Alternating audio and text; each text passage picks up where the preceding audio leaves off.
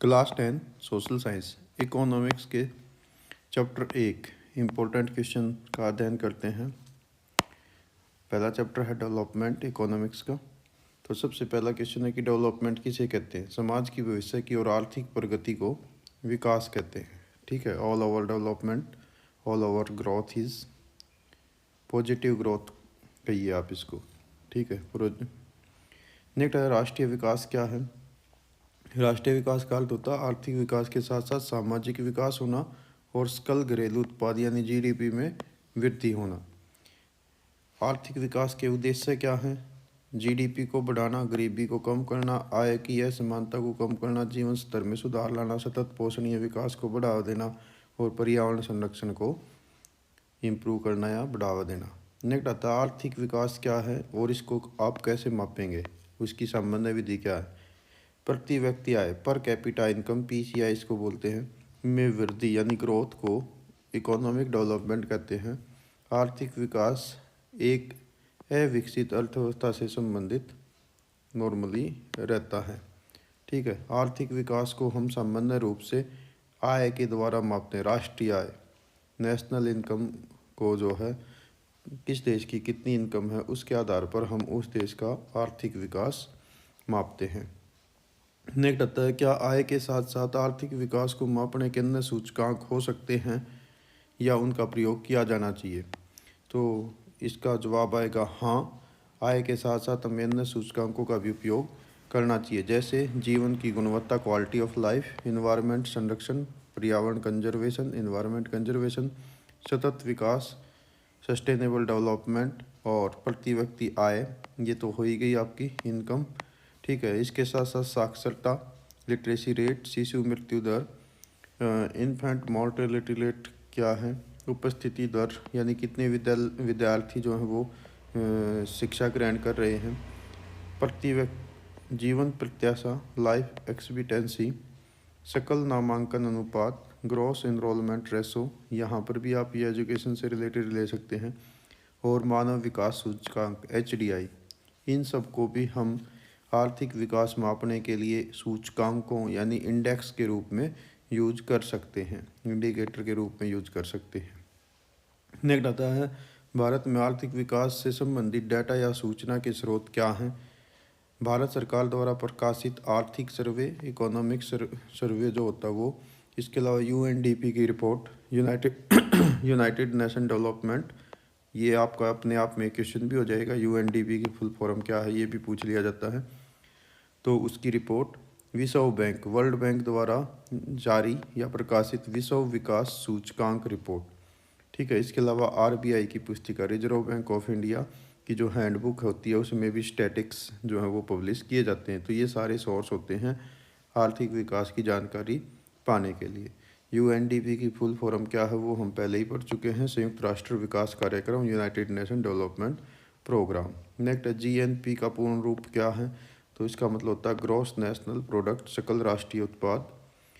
Next question है क्या लोगों के विकास के लक्ष्य अलग अलग हो सकते हैं। तो उत्तर आएगा हाँ, जो विकास एक व्यक्ति के लिए लाभकारी होता है वह दूसरे के लिए हानिकारक भी हो सकता है। उदाहरण के लिए नर्मदा नदी पर सरदार सरोवर बांध, ये गुजरात में है, जहाँ केवड़िया स्टैचू ऑफ यूनिटी, वहाँ पर इसका निर्माण किया गया। ये इसकी ऊंचाई बढ़ाने से स्थानीय लोगों ने आंदोलन किया जो आज भी जारी है, नर्मदा बचाओ आंदोलन। यानी एक तरफ इस ये डेवलपमेंट से संबंधित है लेकिन दूसरी तरफ लोगों के जीवन में इससे परेशानी आई, इसलिए वो आज भी विरोध कर रहे हैं। ने कह रहा है कि ऐसे उदाहरण दीजिए जहां आय के अलावा अन्य कारक हमारे जीवन के लिए महत्वपूर्ण पहलू होते हैं, महत्वपूर्ण फैक्टर होते हैं। तो यदि आपको अपने किसी दूरस्थ क्षेत्र में नौकरी मिलती है तो उसे स्वीकार करने से पहले आप केवल आय नहीं देखेंगे बल्कि अन्य फैक्टर्स पर भी विचार करेंगे। ठीक है। जैसे क्या आपके फैमिली को वहाँ पर सुविधाएं मिलेंगी, वहाँ का कार्य का वातावरण कैसा होगा, वहाँ सीखने के अवसर कैसे होंगे और फ्यूचर में कैसी वहाँ पर अपॉर्चुनिटीज़ रहेंगी। ठीक है। तो ये बहुत सारे फैक्टर होते हैं जो आय के अतिरिक्त भी प्रभावित करते हैं। नेक्स्ट है आबिद जान शहर कहाँ है, विकास का यहाँ क्या प्रभाव पड़ा। आबिद जान आइवरी कोस्ट अफ्रीका में एक स्थान है। यहाँ पर एक मल्टीनेशनल कंपनी ने वो उसकी फैक्ट्री थी, बहुराष्ट्रीय कंपनी, जिसके द्वारा जहरीला कचरा फेंके जाने से 7 लोगों की डेथ हो गई थी और लगभग 26,000 लोगों को इलाज करवाना पड़ा था। ये आपके चैप्टर में इसलिए इसका एक एग्जाम्पल दिया गया, तो कभी कभार ये पूछ लिया जाता है। नेक्स्ट आता है नवीकरणीय संसाधन और गैर नवीकरणीय संसाधन क्या है। ये आपने जियोग्राफी चैप्टर 1 में भी अध्ययन किए होंगे, तो वहीं वाला उत्तर आप दे सकते हैं। नवीकरणीय संसाधन वे संसाधन होते हैं जिनको पुनः बनाया या प्राप्त किया जा सकता है, जैसे वन, जल विद्युत, गोबर गैस, सौर ऊर्जा, बायोगैस, ठीक है। इसके अलावा पवन ऊर्जा, ठीक। तो ये सब। इसके अलावा गैर नवीकरणीय संसाधन यानी जिनको नया नहीं बनाया जा सकता, जिनको एक बार यूज कर लिया तो वो फॉर एवर के लिए समाप्त हो जाएंगे, जैसे जो फॉसियल फ्यूल्स हैं, जीवाश्म ईंधन है, जैसे कोयला, डीजल, पेट्रोल, ये सब ऐसे ही होते हैं। नेक्स्ट आता है उच्च बेरोजगारी, अनएम्प्लॉयमेंट। हाई अनएम्प्लॉयमेंट क्या होती है? जब व्यक्ति अपनी कार्य क्षमता से कम कार्य कर रहे होते हैं या उन्हें पूरा कार्य नहीं मिलता, ऐसी स्थिति को उच्च बेरोजगारी या अल्प रोजगार कहेंगे। नेक्स्ट आता है औसत आय क्या है? प्रति व्यक्ति आय की गणना का सूत्र क्या है? तो देश की कुल जनसंख्या और कुल आय के अनुपात को हम औसत आय कहते हैं। यानी देश की कुल आय को कुल जनसंख्या से डिवाइड कर दीजिए, तो जो रिजल्ट आएगा वो औसत आय होगा। इसे प्रति व्यक्ति आय में रिप्रेजेंट करते हैं, पर कैपिटा इनकम, ठीक है। कभी कभी आपसे ये PCI की फुल फॉर्म भी पूछेगा। इसको नेशनल इनकम भी कहते हैं। सूत्र क्या होगा? Total population divide by total income divide by total population, ठीक है। जो रिजल्ट होगा वो एवरेज इनकम हो जाएगा। ने कहता है दो देशों की तुलना के लिए सबसे महत्वपूर्ण विशेषता क्या मानी जाती है और क्या आय को आप एक अच्छा पैमाना मानेंगे? सामान्य रूप से दो देशों की तुलना करने के लिए हम इनकम को एक पैमाने के रूप में यूज करते हैं कि किस देश में इनकम कितनी है। जिन देशों की आय अधिक होती है उनको आमतौर पर अमीर देश या विकसित देश मान लिया जाता है, और जिनकी कम होती है उनको गरीब या अविकसित देश माना जाता है। लेकिन आय ही एकमात्र मापदंड नहीं होना चाहिए, एकमात्र जो इंडेक्स है वो नहीं होना चाहिए। इसके साथ साथ हमें देखना चाहिए कि वहाँ पर समानता का व्यवहार हो रहा है, स्वतंत्रता है या नहीं है, सेफ्टी है, सम्मान कैसा है, खुशी का वातावरण कैसा है, शिक्षा कैसी है, पर्यावरण के प्रति संरक्षण कैसा है। जैसे भूटान एक देश है जो HDI का जब निर्धारण करता है तो केवल इनकम, स्वास्थ्य और रिसोर्सेज तक एक्सेस ही नहीं देखता, बल्कि वो वहाँ की खुशहाली को भी देखता है कि उनके लोग कितने खुश हैं। तो पहला ऐसा कंट्री है पूरी दुनिया में जो HPI जारी करता है, ठीक है। इसको बोलते हैं हैप्पी, एक मिनट, खुशहाली इंडेक्स होता है। हैप्पी से रिलेटेड यानी खुशहाली से रिलेटेड इंडेक्स को वो जारी करता है। ये कोई शब्द मिसिंग है माइंड में, बार बार ध्यान नहीं आ रहा है। चलो कोई बात नहीं, आप वैसे नोट कर लेंगे। नेक्स्ट है विश्व बैंक की विकास रिपोर्ट 2012 के अनुसार अमीर और गरीब देशों की श्रेणी क्या है? तो 2010 के अंदर जिन देशों की प्रति व्यक्ति आय $, में 12,276 थी, उसको एक पैमाना मान लिया गया। उससे यदि इनकम अधिक है तो वो देश अमीर माना जाता है, जैसे America, England, Japan, Germany, Singapore. और जिन देशों की आय $, में 1,005 या उससे कम थी प्रति व्यक्ति, ठीक है, तो उसको निम्न देश मान लिया जाता है, ठीक है। यहाँ पर ये पर कैपिटा इनकम की बात कर रहा है, जैसे भारत, पाकिस्तान, बांग्लादेश, नेपाल, कीनिया आदि। इसी प्रकार से नेक्स्ट क्वेश्चन कहता है विश्व बैंक की विकास रिपोर्ट 2012 के अनुसार भारत किस श्रेणी में है? तो भारत मध्यम आय वाली श्रेणी में आता है, क्योंकि हमारी इनकम 2010 में पर कैपिटा इनकम यदि बात करें तो $, में 1340.4 प्रति व्यक्ति प्रति वर्ष थी। नेक्स्ट हम प्रति व्यक्ति आय को मापने के लिए औसत का उपयोग क्यों करते हैं? इसकी क्या सीमाएं हैं? औसत का उपयोग तुलनात्मक अध्ययन के लिए किया जाता है। इसमें दो व्यक्ति या राज्यों या देशों की तुलना की जाती है। इसकी सीमाएं क्या हैं कि आय समाज के जो औसत आय है वो समाज के आय के असमान वितरण को नहीं दर्शाती, ये केवल वहाँ की एवरेज दर्शाती है कि यहाँ पर कुल जन इनकम इतनी है और कुल जनसंख्या से डिवाइड करते हैं तो ये रिजल्ट आता है। ये अमीर और गरीब के बीच का अंतर नहीं दर्शाती, तो ये इसकी कमियां हैं। यूएनडीपी और विश्व बैंक के मापदंडों में क्या अंतर है?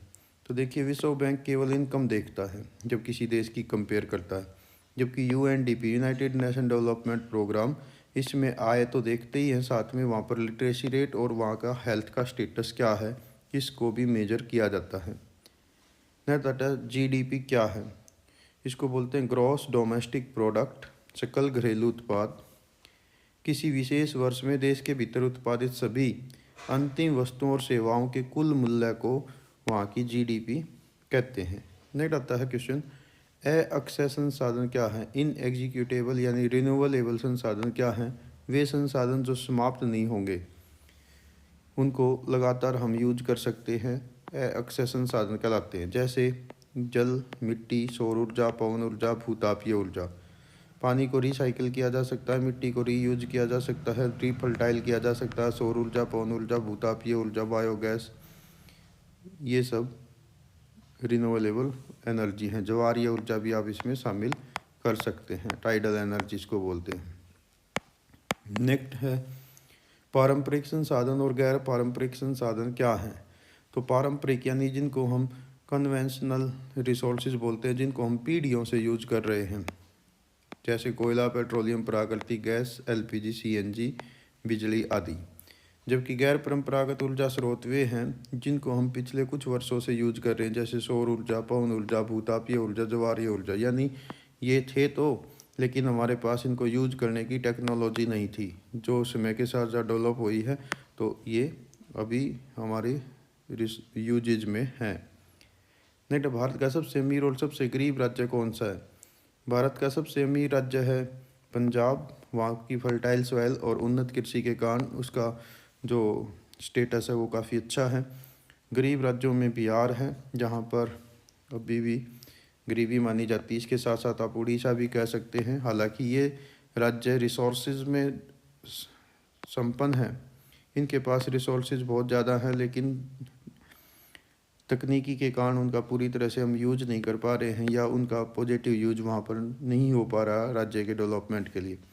पंजाब में रिसोर्स नहीं है, केवल वहाँ पर फर्टाइल सॉइल है और वहाँ के किसान जो है बड़ी मेहनत करके उस पर खेती करते हैं, तो इस कारण से उनका जो प्रोडक्शन है वो काफ़ी अधिक है। नेक्स्ट आता मानव विकास क्या है? मनुष्य के आर्थिक, सामाजिक, सांस्कृतिक विकास को मानव विकास या ह्यूमन डेवलपमेंट कहते हैं। HDI क्या है? HDI का मतलब होता है ह्यूमन डेवलपमेंट इंडेक्स, शॉर्टली इसको बोलते हैं HDI, मानव विकास सूचकांक 2019 के अनुसार। या आगे है कि इसके क्राइटेरिया क्या थे या इसके मापदंड क्या हैं?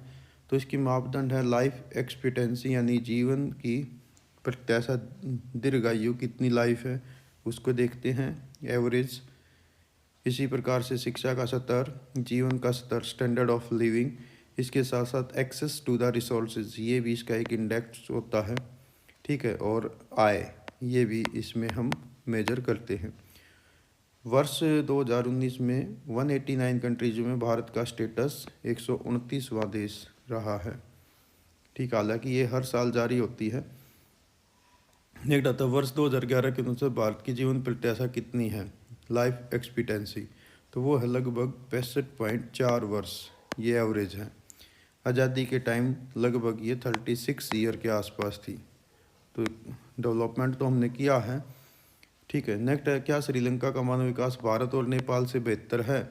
हाँ, 2019 के अनुसार श्रीलंका का HDI 97 था, भारत का 129 और नेपाल का 147 था। श्रीलंका की प्रति व्यक्ति आय US डॉलर में 4,943 और जीवन प्रत्याशा 54.9 वर्ष थी, जो भारत से अधिक है। नेक्स्ट, सतत पोषणीय विकास या धारणीयता किसे कहते हैं, यह क्यों जरूरी है? ऐसा विकास जो आज की आवश्यकताओं को पूरे करते हुए भविष्य की पीढ़ियों की आवश्यकताओं के साथ समझौता ना करें। यानी हमें संसाधनों का ऐसे यूज करना चाहिए जो आज भी काम आए और फ्यूचर के लिए भी वो बचे रहें। इस टाइप्स के डेवलपमेंट को कहते हैं सस्टेनेबल डेवलपमेंट। आगे क्वेश्चन में पूछा गया है कि यह क्यों ज़रूरी है। क्योंकि बेरोजगारी, गरीबी, असमानता को समाप्त करने के साथ साथ पर्यावरण संरक्षण भी बहुत ज़रूरी है, क्योंकि इन्वायरमेंट होगा तो ही हम सरवाइव कर पाएंगे। इन्वायरमेंट क्लियर होना चाहिए। जैसे आजकल आप देखते हैं जो पोल्यूशन है वो एक बड़ी समस्या है, यानी डेवलपमेंट तो हम कर रहे हैं लेकिन पोल्यूशन की समस्या दिन प्रतिदिन गंभीर होती जा रही है। नेक्स्ट आता है साक्षर और निरक्षर क्या, लिटरेट और इलिटरेट क्या है, या लिटरेसी रेट क्या है। तो देखिए दोनों तीनों को अलग अलग आप पढ़ेंगे। साक्षर, सेंसस डेटा के अनुसार जो व्यक्ति 7 वर्ष या उससे अधिक आयु का हो और वो किसी भी भाषा को पढ़ सकता हो, उसमें लिख सकता हो और समझ सकता हो, यानी उसने कोई भी भाषा पढ़नी आती हो, लिखनी आती हो और समझ उसको आती हो, तो वो साक्षर है, लिटरेट है। इसी प्रकार से जो पढ़ लिख और समझ नहीं सकता वो निरक्षर, यानी जिसको अक्षर का ज्ञान नहीं है, वो इलिटरेट है। यहाँ पर केवल अक्षर की बात कर रहा है। नेट प्रति 1000 जनसंख्या पर शिक्षित व्यक्तियों की संख्या को लिटरेसी रेट या साक्षरता दर कहते हैं। आगे भारत में सबसे अधिक और सबसे कम शिक्षित राज्य कौन से हैं। सबसे अधिक शिक्षित राज्य है केरल, जहाँ पर लगभग 93.91% लोग पढ़े लिखे हैं। और सबसे कम पढ़े लिखे में बिहार है, जहाँ पर 63.82% लोग पढ़े लिखे हैं। क्या सुरक्षा कोई भौतिक वस्तु है? तो आप उत्तर देंगे नहीं, सुरक्षा कोई भौतिक वस्तु नहीं है, ये एक सामाजिक पहलू है। नेक्स्ट है शिशु मृत्यु दर IMR क्या है, केरल में यह कम क्यों है। पर किसी वर्ष में 1000 जीवित जन्मों में से 1 वर्ष की आयु से पहले मरने वाले बच्चों की संख्या को शिशु मृत्यु दर IMR कहते हैं। यानी 1000 बच्चों का जन्म हुआ और 1 साल से पहले उनमें से कितने बच्चों की मौत हो गई, मृत्यु हो गई, उसको कहते हैं शिशु मृत्यु दर। केरल में यह कम है, यानी वहाँ पर 1000 बच्चे जन्म लेते हैं तो लगभग सभी बच्चे जीवित रहते हैं। तो उसके पीछे कारण क्या है, वहाँ पर स्वास्थ्य सुविधाएं हैं, वहाँ पर शिक्षा का स्तर अच्छा है और वहाँ पर जो सार्वजनिक वितरण प्रणाली है, पब्लिक डिस्ट्रीब्यूशन सिस्टम, वो बेहतर है, जिसके कारण से ये जो दर है वहाँ पर काफ़ी कम है। नेट आता शुद्ध अनुपस्थिति अनुपात क्या, नेट अटेंडेंस रेशो। 14 से 15 वर्ष की आयु के कुल बच्चों में से स्कूल में जाने वाले बच्चों की अनुपात कितना है। यानी इस एज ग्रुप में 14 से 15 एज ग्रुप में मान लेते हैं कि 100 बच्चे हैं, उनमें से स्कूल कितने जा रहे हैं, ये है वहाँ की शुद्ध net attendance ratio. Next body mass index क्या होता है, BMI इसको बोलते हैं। BMI शरीर के वजन किलोग्राम में और ऊंचाई मीटर में उसके आधार पर निकाला जाता है। इसका फॉर्मूला क्या है, वजन को डिवाइड करते हैं ऊंचाई मीटर स्क्वायर से, ठीक है, मीटर से। यदि कह रहा है यदि BMI 18.5 से कम है तो वो व्यक्ति को पोषित माना जाता है और 25 से अधिक है तो ओवरवेट माना जाएगा। ठीक है, तो ये आपके लिए इम्पोर्टेंट सेंटेंस रहेगा। यदि बॉडी मास इंडेक्स 18.5 से कम आ गया तो वो कुपोषित है, यानी अंडर न्यूट्रिएंट है, और 25 से ज़्यादा आ गया तो ओवरवेट है। नेक्स्ट आता है पृथ्वी सभी की आवश्यकताओं को पूरा कर सकती है लेकिन एक व्यक्ति के लालच को पूरा नहीं कर सकती, ये कथन किसका है। इम्पोर्टेंट सेंटेंस रहेगा, ये है महात्मा गांधी का। नेक्स्ट, क्या समान आय वाले दो देशों अलग अलग हो सकते हैं। हाँ, यदि उनमें दोनों में इनकम बराबर है लेकिन फिर भी वो देश सामाजिक रूप से, सांस्कृतिक विकास के रूप से एक दूसरे से अलग हो सकते हैं। नेक्स्ट आता है चीन के खिलौने भारत में लोकप्रिय क्यों हैं, सस्ते होने के कारण। अगला है राष्ट्रीय राजधानी दिल्ली में प्रतिदिन कितना कचरा निकलता है, लगभग 9600 मीट्रिक टन। अब तो ये इससे भी ज़्यादा हो सकता है। नेक्स्ट, IMF के अनुसार विकास के लिए किस प्रकार के सुधार की आवश्यकता है। तो इंटरनेशनल मॉनेटरी फंड, IMF इसको बोलते हैं, ये इसको ब्रेटन वुड की जुड़वा संतान भी कहते हैं, IMF और विश्व बैंक को। उसके अनुसार कुछ सुधारों की ज़रूरत है। नंबर 1, श्रम कानूनों की संख्या कम करनी चाहिए, संरचनात्मक सुधार करना चाहिए और पुरुषों और महिलाओं के बीच में भेदभाव कम होना चाहिए। नेक्स्ट, भूमिगत जल किस प्रकार का संसाधन, ये एक नवीकरणीय संसाधन है जिसको वर्षा के द्वारा रिचार्ज किया जा सकता है। नेक्स्ट, कच्चा तेल किस प्रकार का संसाधन है, ये एक गैर नवीकरणीय संसाधन है। क्यों, क्योंकि एक बार यूज करने के बाद हमेशा के लिए ख़त्म हो जाएगा। दुनिया में इसके सबसे ज़्यादा भंडार है मध्य पूर्व और खाड़ी देशों में ईरान, इराक, संयुक्त अरब अमीरात। ठीक है। आगे है भारत में पर्याप्त भंडार नहीं है। भारत अपना पेट्रोलियम ज़्यादातर आयात करता है। भारत में जितने भी तेल के भंडार है वे 3 स्थानों पर मिलते हैं, मुंबई हाई, गुजरात और आसाम। नेक्स्ट, यदि वर्तमान दर से तेल का उपयोग जारी रहा तो कितने वर्षों में तेल के भंडार समाप्त हो जाएंगे? तो यदि इसी दर से हम तेल ज़मीन से निकालते रहे तो लगभग 46 वर्ष कह लीजिए, या ये कहिए कि आने वाले लगभग 50-60 सालों में ये ख़त्म हो जाएंगे।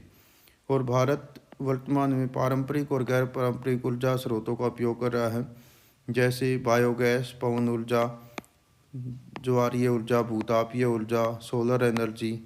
ठीक है, इन सब की ओर इलेक्ट्रिक एनर्जी, इन सब का यूज हम कर रहे हैं। हालांकि कोयला, पेट्रोल और प्राकृतिक गैस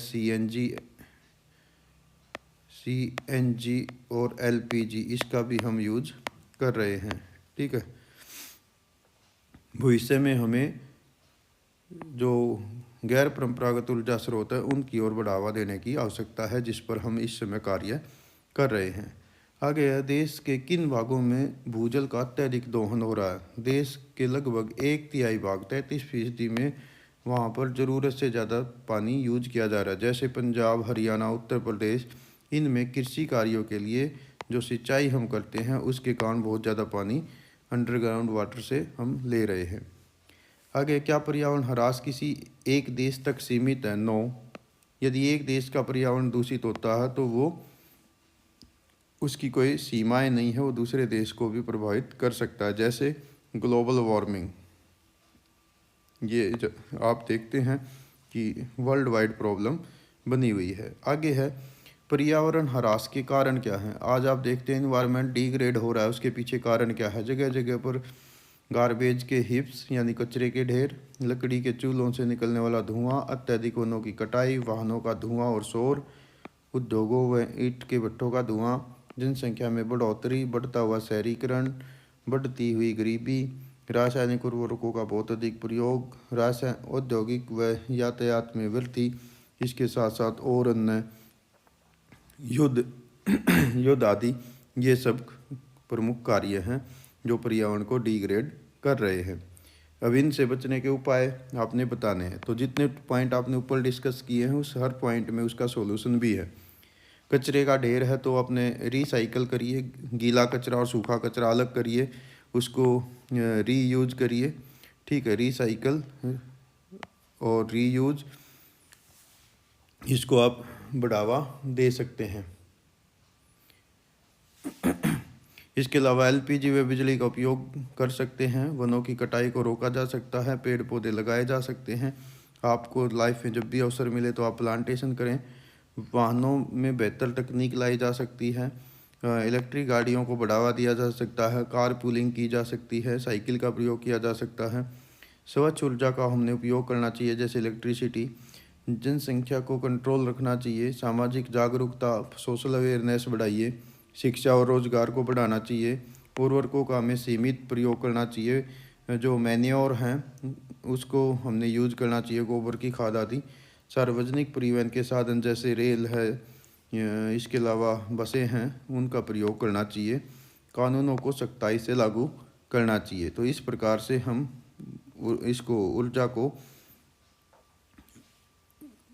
बचा सकते हैं और पर्यावरण को संरक्षित रख सकते हैं। नेक्स्ट क्वेश्चन है, आर्थिक वृद्धि और आर्थिक विकास में क्या अंतर है? इकोनॉमिक ग्रोथ और इकोनॉमिक डेवलपमेंट में क्या अंतर है? आर्थिक विकास का मतलब होता है प्रति व्यक्ति आय और जीडीपी में वृद्धि, ये है इकोनॉमिक ग्रोथ। और आर्थिक विकास का मतलब आय में वृद्धि के साथ साथ कुपोषण, बीमारी, अशिक्षा, बेरोजगारी की स्थिति, इनमें सुधार करना, ये आता है इकोनॉमिक डेवलपमेंट में। तो ये था आपका इकोनॉमिक्स चैप्टर 1। हम आगे अध्ययन करेंगे भारतीय अर्थव्यवस्था के क्षेत्र, sector of the class 10th economics chapter 2, भारतीय अर्थव्यवस्था के क्षेत्र, sector of the Indian economy. इसके इम्पोर्टेंट क्वेश्चन उनको रिवाइज करते हैं। सबसे पहला क्वेश्चन है प्राथमिक क्षेत्र क्या है, प्राइमरी सेक्टर क्या है। वे क्षेत्र जो सीधे प्रकृति से जुड़े होते हैं, यानी वे क्षेत्र जिसमें किया जाने वाला कार्य प्रकृति से रिलेटेड होता है, प्राथमिक क्षेत्र या प्राइमरी सेक्टर कहलाता है। जैसे कृषि करना, पशुपालन या डेयरी, शिकार करना यानी हंटिंग, वानिकी वनों से लकड़ियाँ इकट्ठी करना, लकड़ी काटना, मत्स्य पालन, मुर्गी पालन, मधुमक्खी पालन इत्यादि। इसे कृषि क्षेत्र भी कहते हैं, इसको एग्रीकल्चर सेक्टर भी कहते हैं, क्योंकि इसमें अधिकांश जो कार्य होते हैं या उत्पाद होते हैं वो कृषि या वनों से प्राप्त होते हैं। इसको रेड कॉलर वर्कर भी कहा जाता है, क्योंकि इसमें सबसे ज़्यादा मेहनत की जाती है, मेहनत से ये कार्य किए जाते हैं। इसमें शारीरिक श्रम ज़्यादा होता है, पसीना ज़्यादा आता है और उत्पादन प्रोडक्शन कम होता है, इसलिए इसको रेड कॉलर वर्क या रेड कॉलर श्रमिक भी कहा जाता है। नेक्स्ट आता है द्वितीय क्रियाकलाप क्या है, सेकेंडरी सेक्टर क्या है।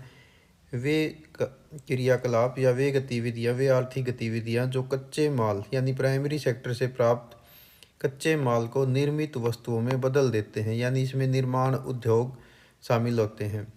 जैसे गेहूं से आटा बनाना, यानी खेती से हमें गेहूं पैदा किए उसको आटा बनाना, कपास से कपड़ा बनाना, ठीक है, ये लोहो एस्क से लोहा इस्पात बनाना आदि, ये सब कहलाएंगे द्वितीय क्रियाकलाप। इसको औद्योगिक क्षेत्र भी कहते हैं, इंडस्ट्रियल सेक्टर भी कहेंगे, क्योंकि इसमें सारी गतिविधियाँ उद्योग या कारखानों, इंडस्ट्री या फैक्ट्रीज से रिलेटेड होती हैं। इनमें काम करने वाले वर्कर्स को, लेबर को ब्लू कॉलर वर्कर कहा जाता है, नीले कॉलर वाले वर्कर कहा जाता है। नेक्स्ट आता है तृतीय क्रियाकलाप।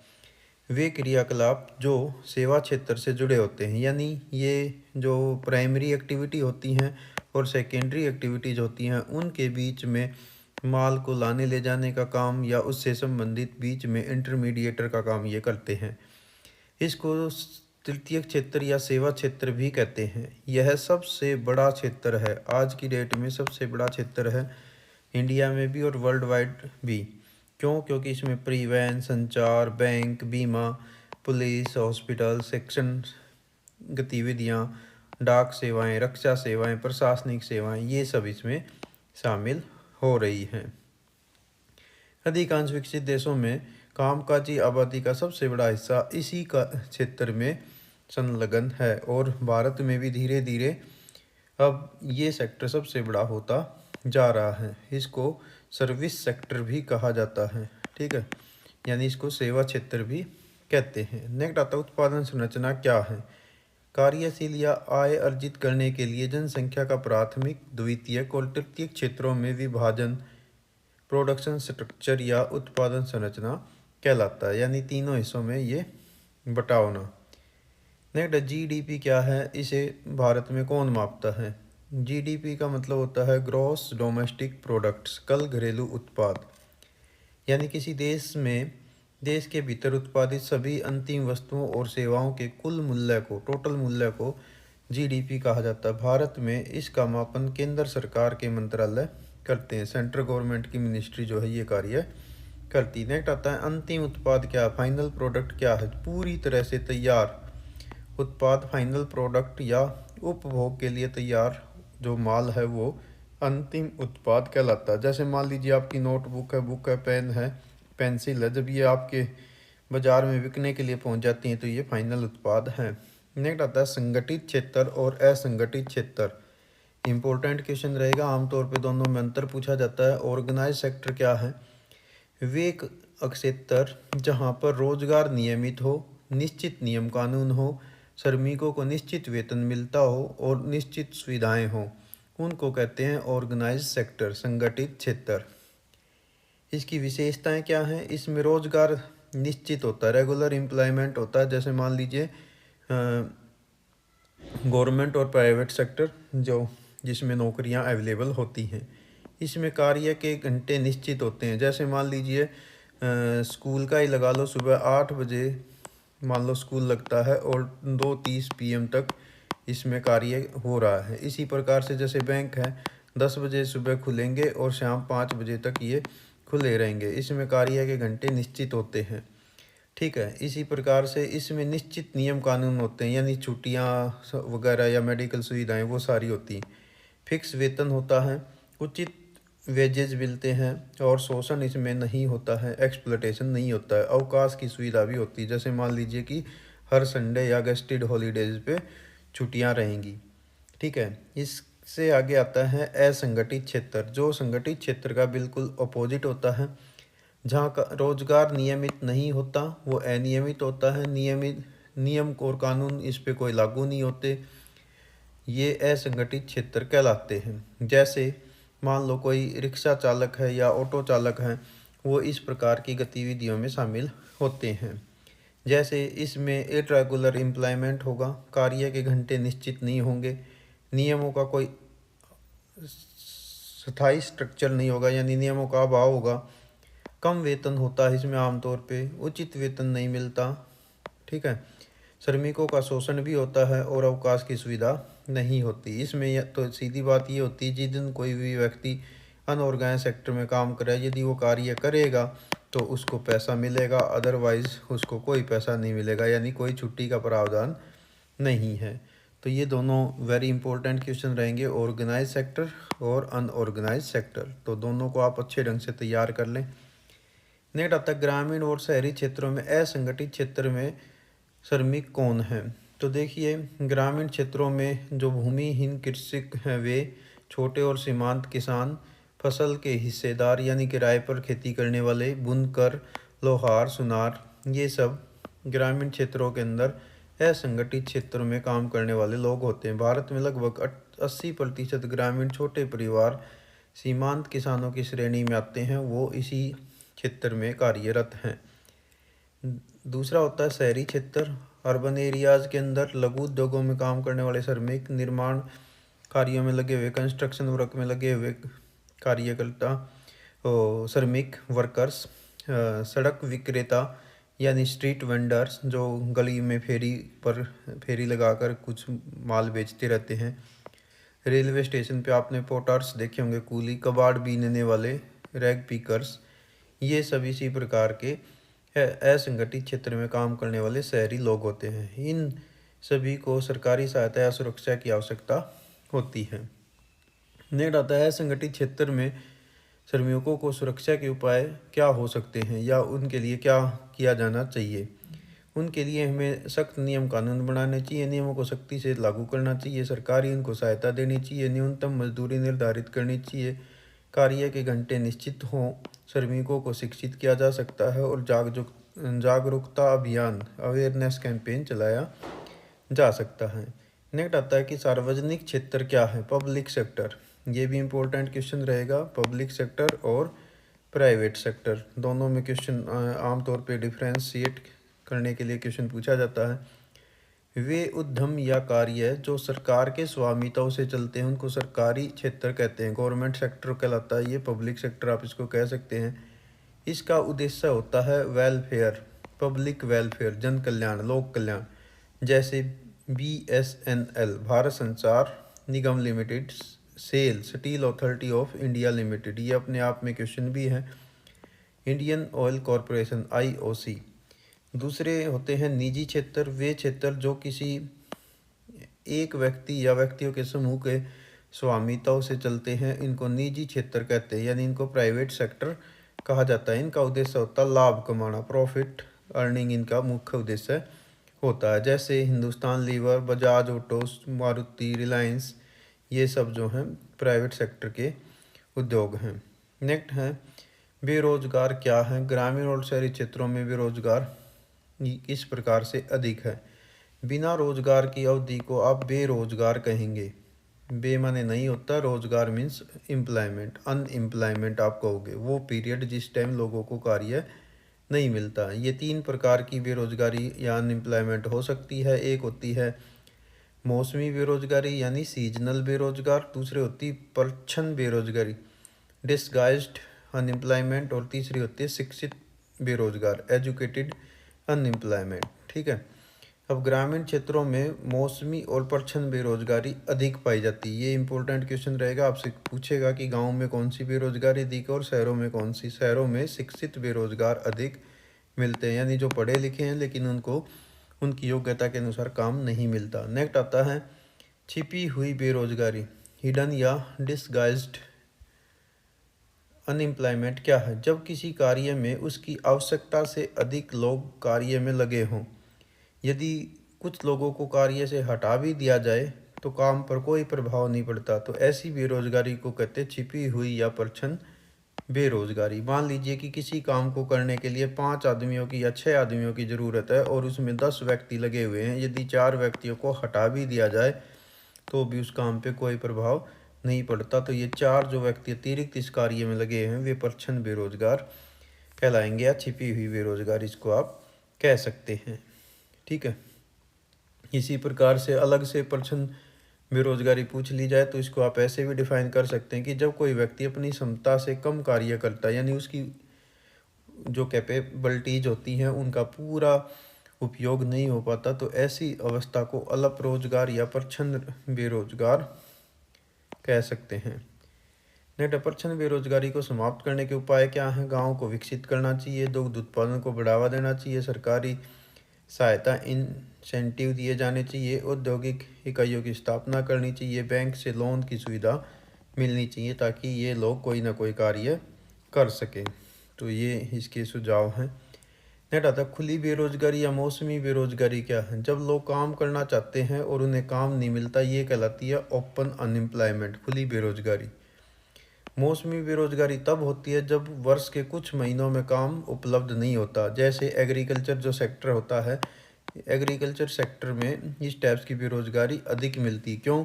जब क्रॉपिंग सीजन आता है तो क्रॉपिंग सीजन की बुआई पर, यानी फसलों की बुआई पर और कटाई पर, बुआई और कटाई पर ही कार्य मिलेगा। जो बीच का पीरियड होगा, बीच के जो जब फसल ग्रोथ करती है तो उस टाइम कोई भी रोजगार नहीं मिलता। तो ये कृषि क्षेत्र में अधिक बेरोजगारी जो होती है वो मौसमी बेरोजगारी मिलती है।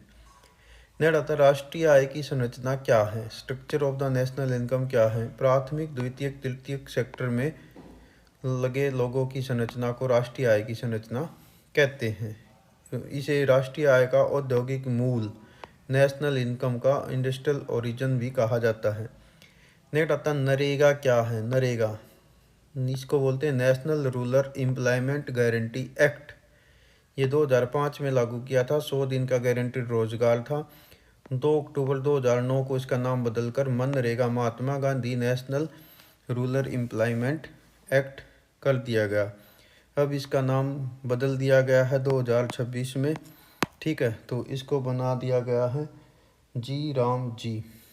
ठीक है, ये ग्रामीण रूरल एम्प्लॉयमेंट से जो गारंटी है वो एक्ट इसमें कर दिया गया है। तो वो लेटेस्ट टॉपिक है, उसके ऊपर मैं डिटेल बना दूंगा और उसका लिंक जो है मैं वीडियो के डिस्क्रिप्शन में डाल दूंगा।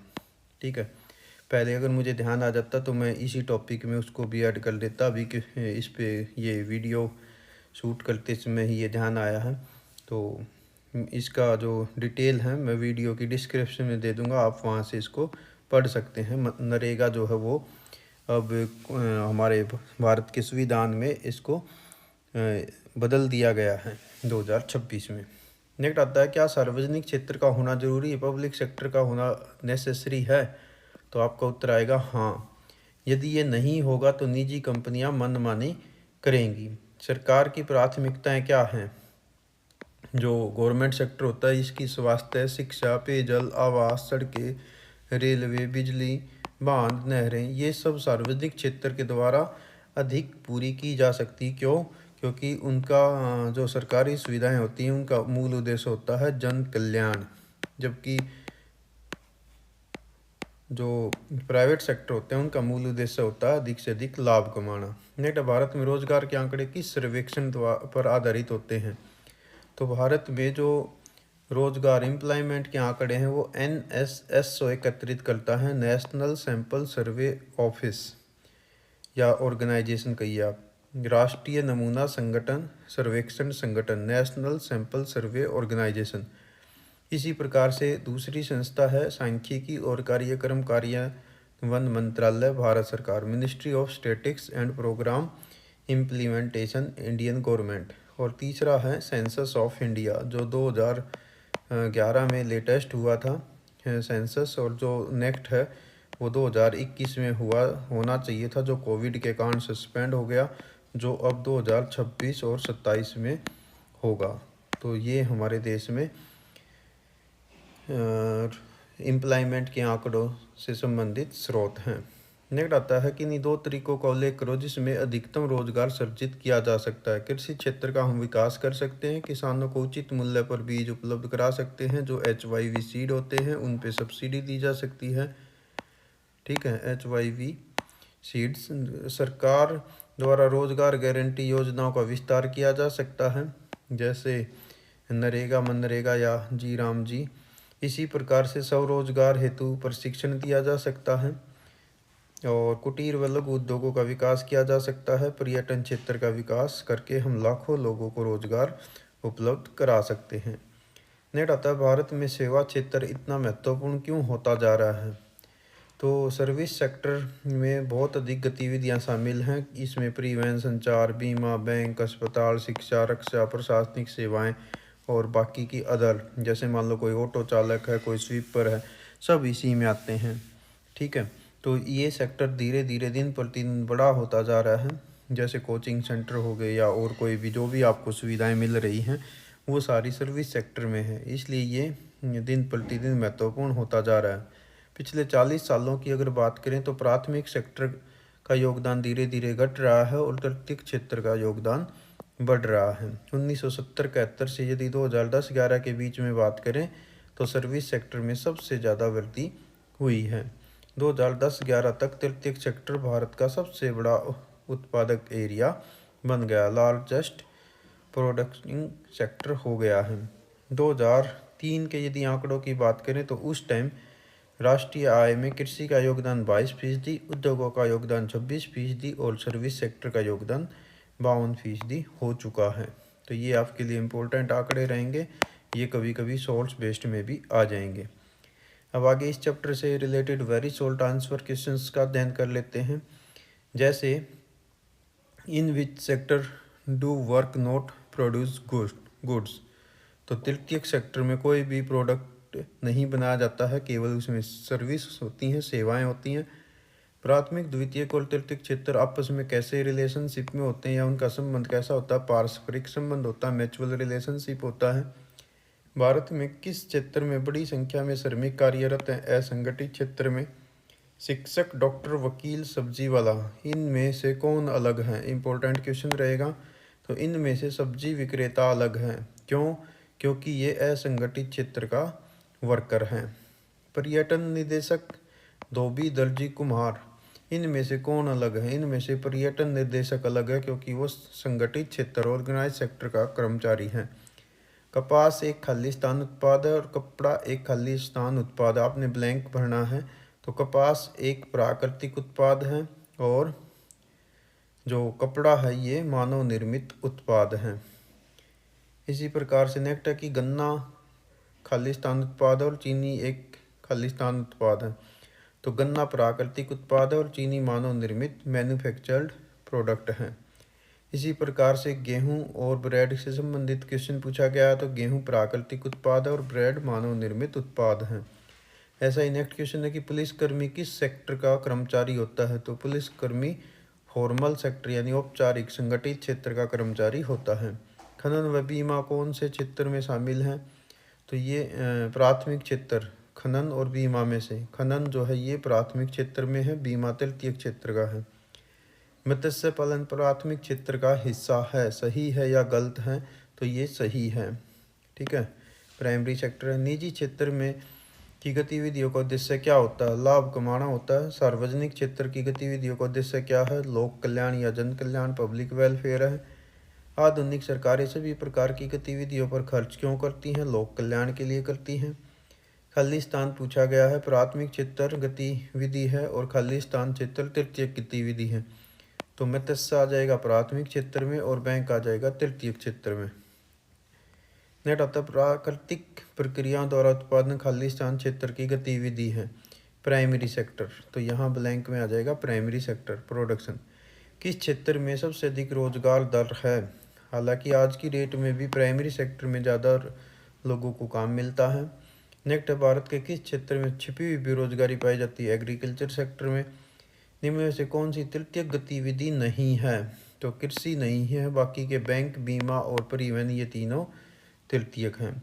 1951 में राष्ट्रीय आय में सेवा का योगदान कितना था? केवल 28% था। ठीक है। क्या द्वितीयक क्षेत्र को औद्योगिक क्षेत्र कह सकते हैं? हाँ। क्या छिपी हुई बेरोजगारी को संघर्ष बेरोजगारी कह सकते हैं? नहीं।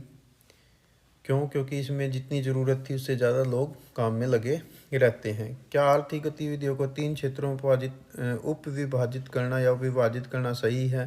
हाँ, इससे पता चलता है कि कौन लोग किस कार्य में लगे हैं। नेक्स्ट आता है, तृतीयक क्षेत्र का योगदान महत्वपूर्ण नहीं है। ये कथन गलत है, सही नहीं है ये। तृतीयक क्षेत्र का जीडीपी में लगातार हिस्सा बढ़ रहा है। भारत के आधे से अधिक कर्मचारी किस क्षेत्र में लगे हुए हैं? वे प्राथमिक क्षेत्र में लगे हुए हैं। जीडीपी में द्वितीयक क्षेत्र का संयुक्त हिस्सा कितना है? 75%। द्वितीयक को और तृतीयक को मिला देंगे।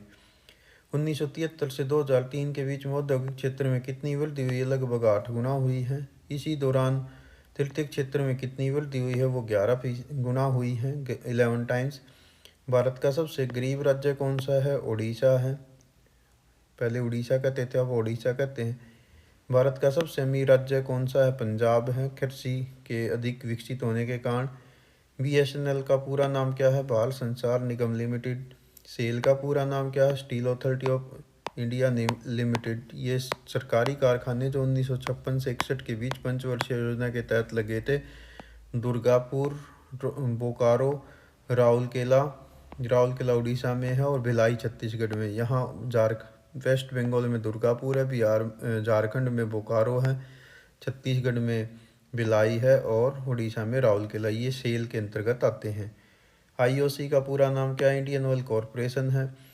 भारत में कितने प्रतिशत ग्रामीण परिवार छोटे और सीमांत किसान? लगभग 80%। विश्व में निरक्षर लोगों की संख्या सबसे अधिक किस देश में है? भारत में है। भारत में यदि पढ़े लिखे की बात करें तो सेंसस 2011 के अनुसार 74.04% लोग पढ़े लिखे हैं, यानी आज भी लगभग 26% के आसपास लोग अनपढ़ हैं। यदि मेल की बात करें तो मेल 82% पढ़े लिखे हैं। फीमेल की बात करें तो फीमेल लगभग 65% पढ़ी लिखी हैं, यानी हर 100 में से 35 महिलाएं आज भी अनपढ़ हैं और हर 100 में से 18 पुरुष आज भी अनपढ़ हैं। नेक्स्ट चैप्टर हम करेंगे क्लास 10th इकोनॉमिक चैप्टर 3 मुद्रा और साख, मनी एंड क्रेडिट। इसके इम्पोर्टेंट क्वेश्चन कवर करते हैं। सबसे पहला क्वेश्चन होता है, बैंक क्या है? बैंक एक वित्तीय संस्थान होता है जिसमें जिसमें आप अपने पैसे जमा कर सकते हैं और लाभ कमाने के उद्देश्य से ऋण प्रदान करने का इनको लाइसेंस प्राप्त होता है। बैंकों में जैसे state bank of India, PNB, central bank of India, ICICI, Canara bank, bank of Baroda, ये सामान्य बैंक आप देखते हैं। बैंकों के टाइप्स कितने होते हैं? तो बैंक 3 प्रकार के होते हैं। नंबर 1 सेंट्रल बैंक, दूसरा होता है कॉमर्शियल बैंक और तीसरे होते हैं कोऑपरेटिव बैंक। जो ये लास्ट के 2 हैं वाणिज्यिक या सहकारी बैंक, इसमें आम व्यक्ति जो है अपना खाता खुलवा सकता है।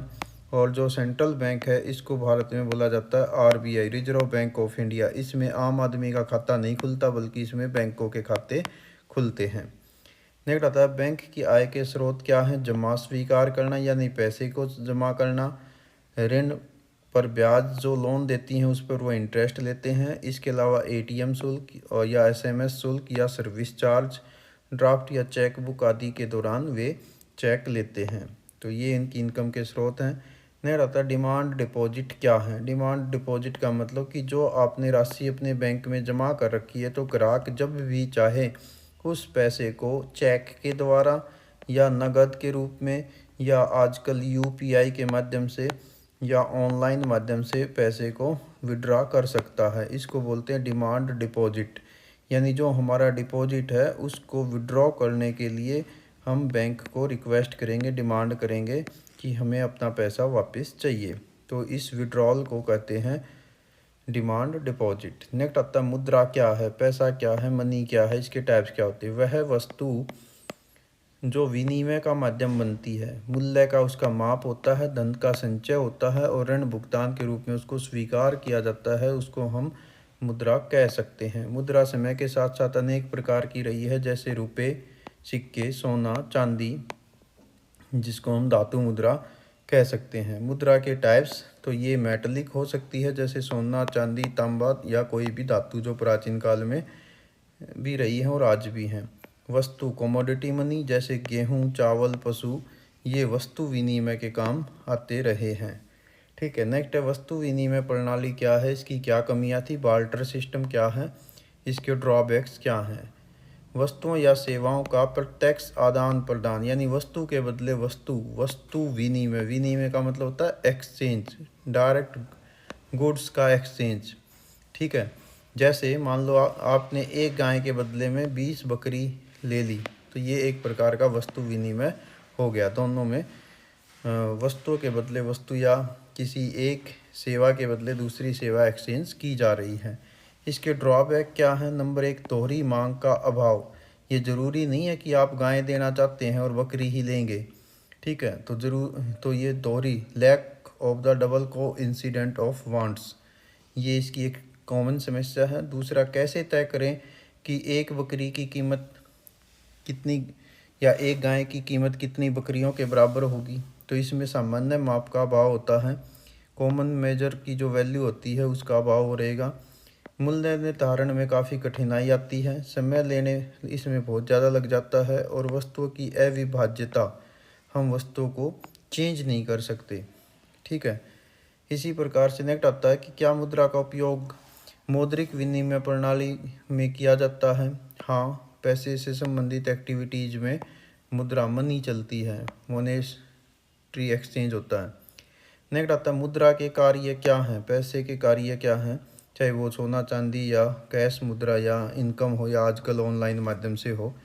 विनिमय का माध्यम है, मूल्य का माप है, मूल्य का इसमें संचयन होता है, ऋण भुगतान का ये साधन होती है और इसमें समय की बचत होती है। जैसे आजकल यूपीआई या ऑनलाइन माध्यम से, जैसे फ़ोनपे, पेटीएम, भीम ऐप, इनके द्वारा तो हम डायरेक्ट ही पैसा एक्सचेंज कर देते हैं या ऑनलाइन माध्यम से ऑर्डर कर सकते हैं।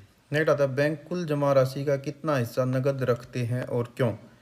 जमाकर्ताओं द्वारा निकासी की संभावना रखने के उद्देश्य से बैंक अपना जितना पैसा उसमें जमा होता है उसका लगभग 33% यानी 1/3 हिस्सा जो है हमेशा उसको अपने पास सेव रखना होता है। ये आरबीआई का नियम भी है कि बैंक जो है सारा पैसा लोन लेने वालों को उधार नहीं देंगे।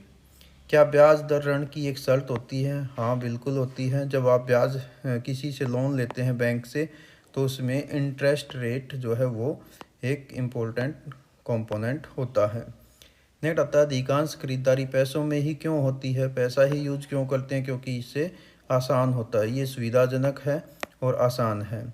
आजकल ऑनलाइन भुगतान माध्यम कौन से हैं, जैसे Paytm, PhonePe, Bhim, Bharat interface of money और यूपीआई, यूनिफाइड पेमेंट इंटरफेस। इसने लेन देन को और भी आसान कर दिया है या ऑनलाइन बैंकिंग आप कह सकते हैं। नेक्स्ट आता मांग का दोहरा संयोग, डबल को इंसिडेंट ऑफ वांट्स क्या है। वस्तु विनिमय में जब कोई व्यक्ति एक वस्तु को देना चाहता है तो उसको ध्यान रखना पड़ता है कि उसको दूसरी वस्तु क्या चाहिए, यानी एक दूसरे की वस्तुओं की आवश्यकता को वस्तु डबल को इंसिडेंट कहा जाता है, यानी मांग का दोहरा संयोग, यानी देने वाले की भी डिमांड है और लेने वाले की भी डिमांड है। तो जैसे मान लो एक जूता निर्माता जूते के बदले गेहूं चाहता है और गेहूं उत्पादक गेहूं के बदले जूता चाहता है, तो ये को इंसिडेंट हो गया। नेक्स्ट आता है ऋण या साख क्या है, क्रेडिट या लोन क्या है।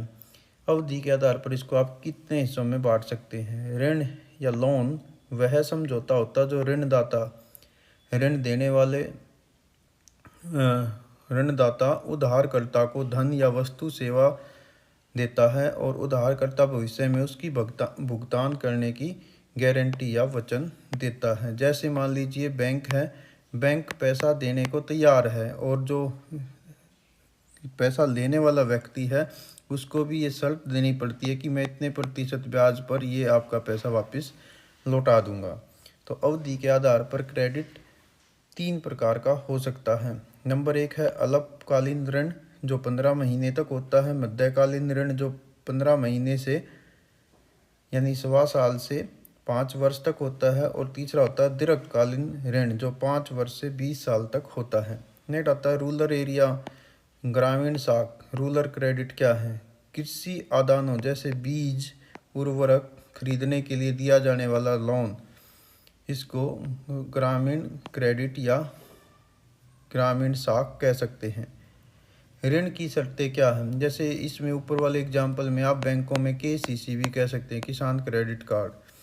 नेक्स्ट, ऋण की शर्तें क्या हैं? टर्म्स ऑफ क्रेडिट क्या है? ब्याज दर होती है इसमें, कोलेटरल होता है या सिक्योरिटी होती है, संपत्ति या गिरवी, भुगतान की अवधि होती है कि मोड ऑफ पेमेंट आप कैसे रहेंगे, और ऋण की अवधि होती है कि कितने महीनों के लिए या कितनी किस्तों के लिए या कितने समय के लिए आपने लोन लेना है। तो इन सब के ऊपर डिपेंड करता है कि आपको लोन बैंक किस प्रकार से अवेलेबल कराता है। ये तो बैंक से क्या, चाहे किसी व्यक्ति से भी आप लेंगे तो भी इसमें ये सारी बातें लगभग तय होती हैं। नेक्स्ट आता है औपचारिक ऋण और अनौपचारिक ऋण क्या है? ये इम्पोर्टेंट क्वेश्चन रहेगा। औपचारिक ऋण फॉर्मल क्रेडिट, बैंक और सहकारी समितियों द्वारा लिया जाने वाला ऋण औपचारिक ऋण कहलाता है। इसमें ब्याज दर कम होती है, हर गतिविधि पर RBI की नज़र रहती है और दस्तावेजों की इसमें आवश्यकता पड़ती है। अनौपचारिक ऋण वे ऋण होते हैं जिसमें किसी प्रकार की जो ब्याज हैं वो दस्तावेजों की ज़रूरत नहीं होती, कोई इसमें कानून नहीं होता या कोई नियामक रेगुलेटरी अथॉरिटी नहीं होती, इसमें ब्याज दरें अधिक होती हैं। ये लोन मिलता है साहूकार से यानी मनी लेंडर से, इसके अलावा व्यापारी यानी ट्रेडर से, जैसे किसान जो है आड़तियों से पैसा ले लेते हैं, रिश्तेदार कोई रिलेटिव हो सकता है या आपका कोई मित्र हो सकता है। लेकिन इनमें आमतौर पे देखा जाता है कि कोई गारंटी नहीं होती, ब्याज दर भी इसमें ज़्यादा होती हैं और कोई रेगुलेटर अथॉरिटी नहीं होती, लेकिन इसमें केवल एक ही चीज़ चाहिए, वो होती है जान पहचान। आपका जान पहचान का व्यक्ति होगा तो वो आपको पैसे उधार दे देता है। ठीक है। नेक्स्ट है प्रो लोन आधार। कोलेटर्स क्या है? तो इसको बोलते हैं उधारकर्ता द्वारा जो उधार लेना चाहता है व्यक्ति, वो ऋणदाता को गारंटी के रूप में कुछ संपत्ति गिरवी रखता है, इसको कोलेटरल कहा जाता है। यानी इसको आप ये कह लीजिए कि लोन लेते समय आप बैंक में या सहकारी समिति में जो कागज़ डिपॉजिट कराएंगे, जैसे कोई आपका दुकान का कागज़ हो सकता है या आपके मकान की जो डॉक्यूमेंट हो सकते हैं या आपकी ज़मीन की डॉक्यूमेंट हो सकते हैं। ठीक है, तो वो रजिस्ट्री आदि आपको गारंटी के रूप में वहाँ देनी पड़ती है। इसी प्रकार से नेक्स्ट आता है कि 2003 में ग्रामीण क्षेत्र में ऋण के स्रोत कौन से थे और उनका हिस्सा कितना था।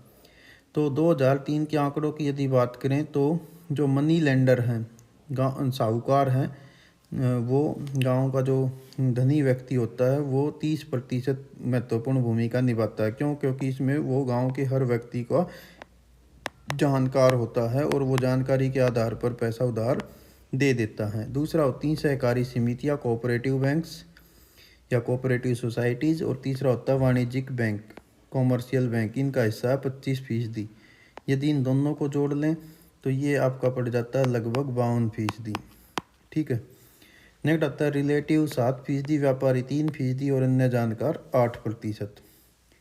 अब आता है कि कुल ऋण में औपचारिक ऋण का हिस्सा कितना है। तो ये दोनों को मिला के सहकारी समिति का 27 और बैंकों का 25%, दोनों हो जाएंगे 52%, यानी आधे से अधिक इनका है। औपचारिक ऋण का हिस्सा बढ़ाने की ज़रूरत क्यों है? क्योंकि अभी भी आप देख रहे हैं कि साहूकार जो है वो अकेला 30% तक लोगों को लोन दे रहा है। ठीक है, जो साहूकार होते हैं, लेकिन उसमें क्या होता है कि वो अधिक ऊंची ब्याज दरों पर पैसा देते हैं। जैसा कि आपने 9th क्लास के अंदर तेजपाल एक उदाहरण था, उसका आपने देखा होगा, सविता, उसमें एक लेडीज़ है जो गांव के ही साहूकार से पैसा लेती है, तो उसको उसकी शर्तें आपने देखी थी कि किस प्रकार से उसको 3 दिन का काम करने के बाद उसकी 1 दिन की वेजेज मानी जाती थी और ऊंची कीमत पर उसको थोड़ा सा पैसा काफ़ी मेहनत करके चुकाना पड़ा। तो उनके शोषण से इनको बचाया जा सके, उनके जीवन सुधार में सुधार लाया जा सके जो उधार लेने वाला व्यक्ति है। इसलिए जो बैंक और बीमा बैंक और सहकारी समितियां हैं, इनका लोन का हिस्सा बनाने की आवश्यकता जो हाल फिलहाल 52% है। नेक्स्ट, औपचारिक ऋण की हिस्सेदारी बढ़ाने के लिए क्या उपाय किए जाने चाहिए? ज़्यादा से ज़्यादा बैंकों की शाखाएं खोलनी चाहिए, ऋण प्रक्रिया को सरल करना चाहिए, ब्याज दरें कम होनी चाहिए, सहकारी समितियों का विस्तार हो, समय समय पर गवर्नमेंट जो है उधारकर्ता को सब्सिडी दें और स्वयं सहायता समूह बनाए जा सकते हैं, सेल्फ हेल्प ग्रुप, SHGS इसको बोला जाता है। ये भी इम्पोर्टेंट रहेगा आपको। तो ये आपस में लोग मिलके एक दूसरे की सहायता कर सकते हैं। नेक्स्ट आता है कुल अनौपचारिक ऋण में साहूकार का हिस्सा कितना है और ये अधिक क्यों है? तो कुल ऋण में जो साहूकार का हिस्सा वो 2003 के अनुसार 30% है। इसका कारण क्या है? क्योंकि इसमें गारंटर की आवश्यकता नहीं होती, ना ही कागजी कार्रवाई की ज़रूरत होती। केवल एक ही चीज़ चाहिए कि जो व्यक्ति पैसा उधार ले रहा है वो साहूकार का जानकार हो। तो इसलिए इसमें कोई ज़्यादा प्रोसेस नहीं होती, इसलिए लोग बैंक से और समितियों से पैसा लेने की बजाय साहूकार से पैसा ले लेते हैं, हालांकि इसमें ब्याज दरें ऊंची रहती हैं। नेक्स्ट आपके चैप्टर में एक क्वेश्चन है कि सोनपुर गांव में ऋण का मुख्य स्रोत क्या था? तो वो है मनी लेंडर, जो नॉर्मली 30% तक रहता है। नेक्स्ट ऋण लेने वाले के लिए जोखिम भरी परिस्थितियों में समस्या, रिस्की सिचुएशन कैसे खड़ी हो जाती है? मान लीजिए कि एक व्यक्ति ने, किसान है कोई, एक एग्जांपल ले लेते हैं। मान लो कोई किसान बैंक से, सहकारी समिति से या मनी लेंडर से पैसा उधार ले लेता है और उसके आधार पर वह अपने खेत में फसल लगाता है। अब फसल किसी कारण से ख़राब हो जाए, आग लग जाए, दुर्घटना हो जाए, ऐसी स्थिति में उसका जो सोर्स ऑफ इनकम है वो समाप्त हो जाता है।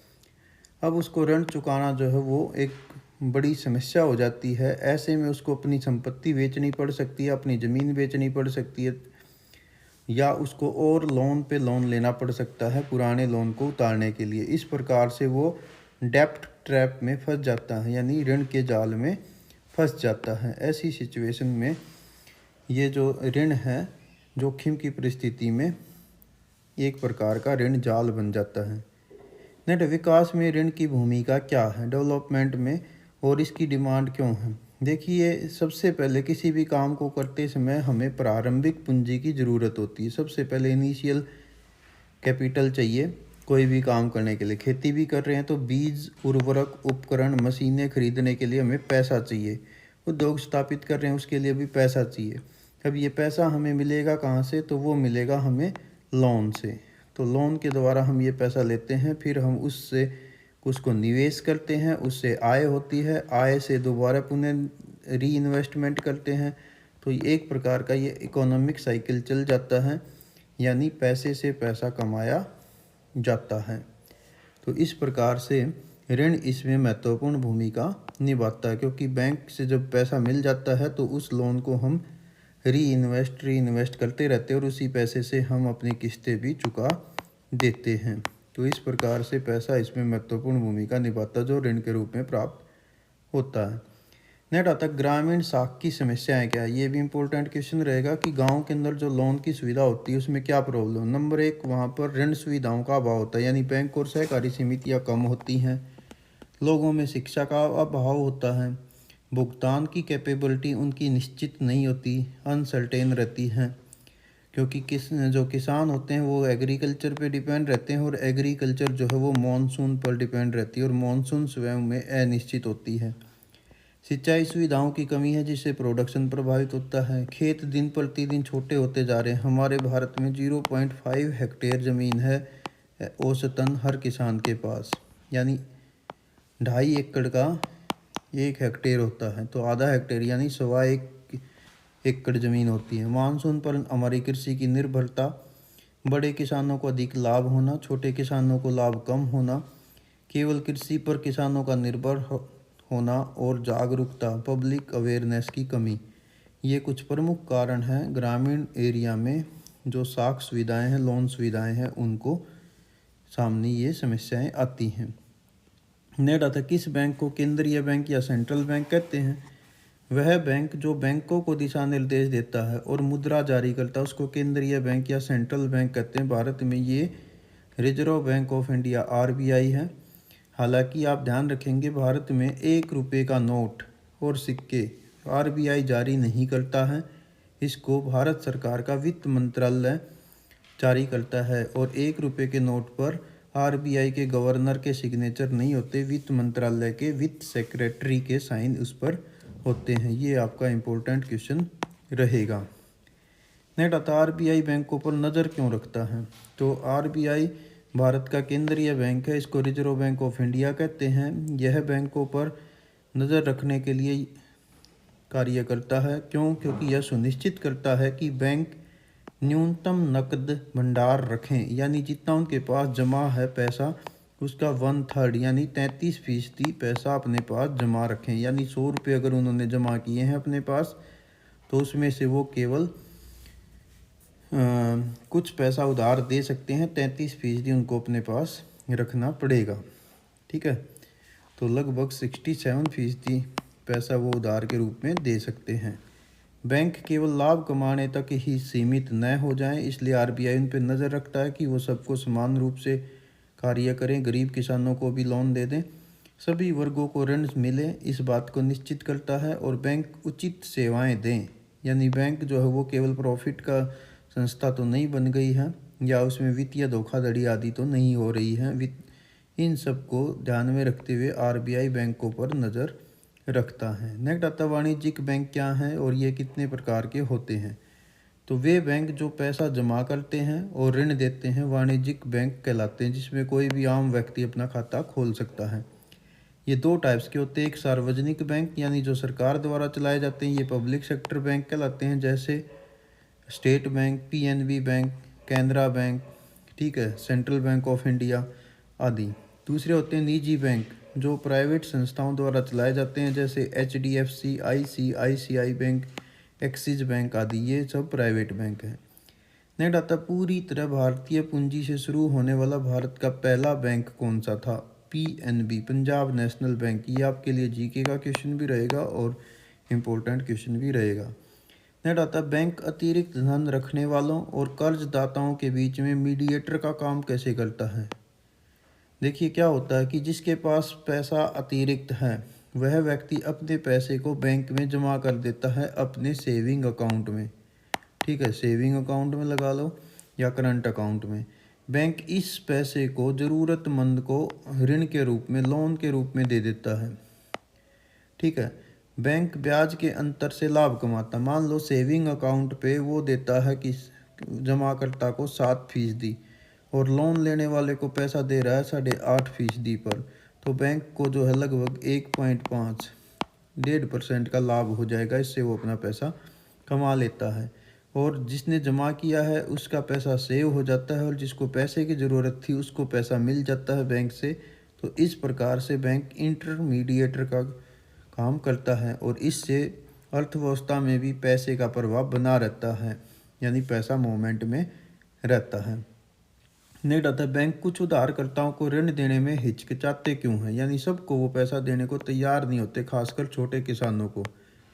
तो उसके पीछे कारण ये है कि बैंक जो है छोटे किसानों को ऋण देने में हिचकिचाते हैं क्योंकि नंबर 1 वे भरोसेमंद कर्जदार नहीं होते, क्योंकि उनके पास जो सोर्स ऑफ इनकम है वो छोटा होता है, जो छोटे होते हैं, तो वो पैसा टाइम पे चुका पाएंगे या नहीं, इसलिए बैंक को ये थोड़ा सा हिचकिचाना पड़ता है, यहाँ पर उनको डर रहता है। नंबर 2 वे ऋण की शर्तों को पूरा नहीं कर पाते हैं, यानी उनको सारी कंडीशन कंप्लीट नहीं हो पाती हैं, उनकी चुकौती अक्षमता अनिश्चित होती है, यानी रीपेमेंट की कैपेबिलिटी उनकी अनसर्टेन होती है।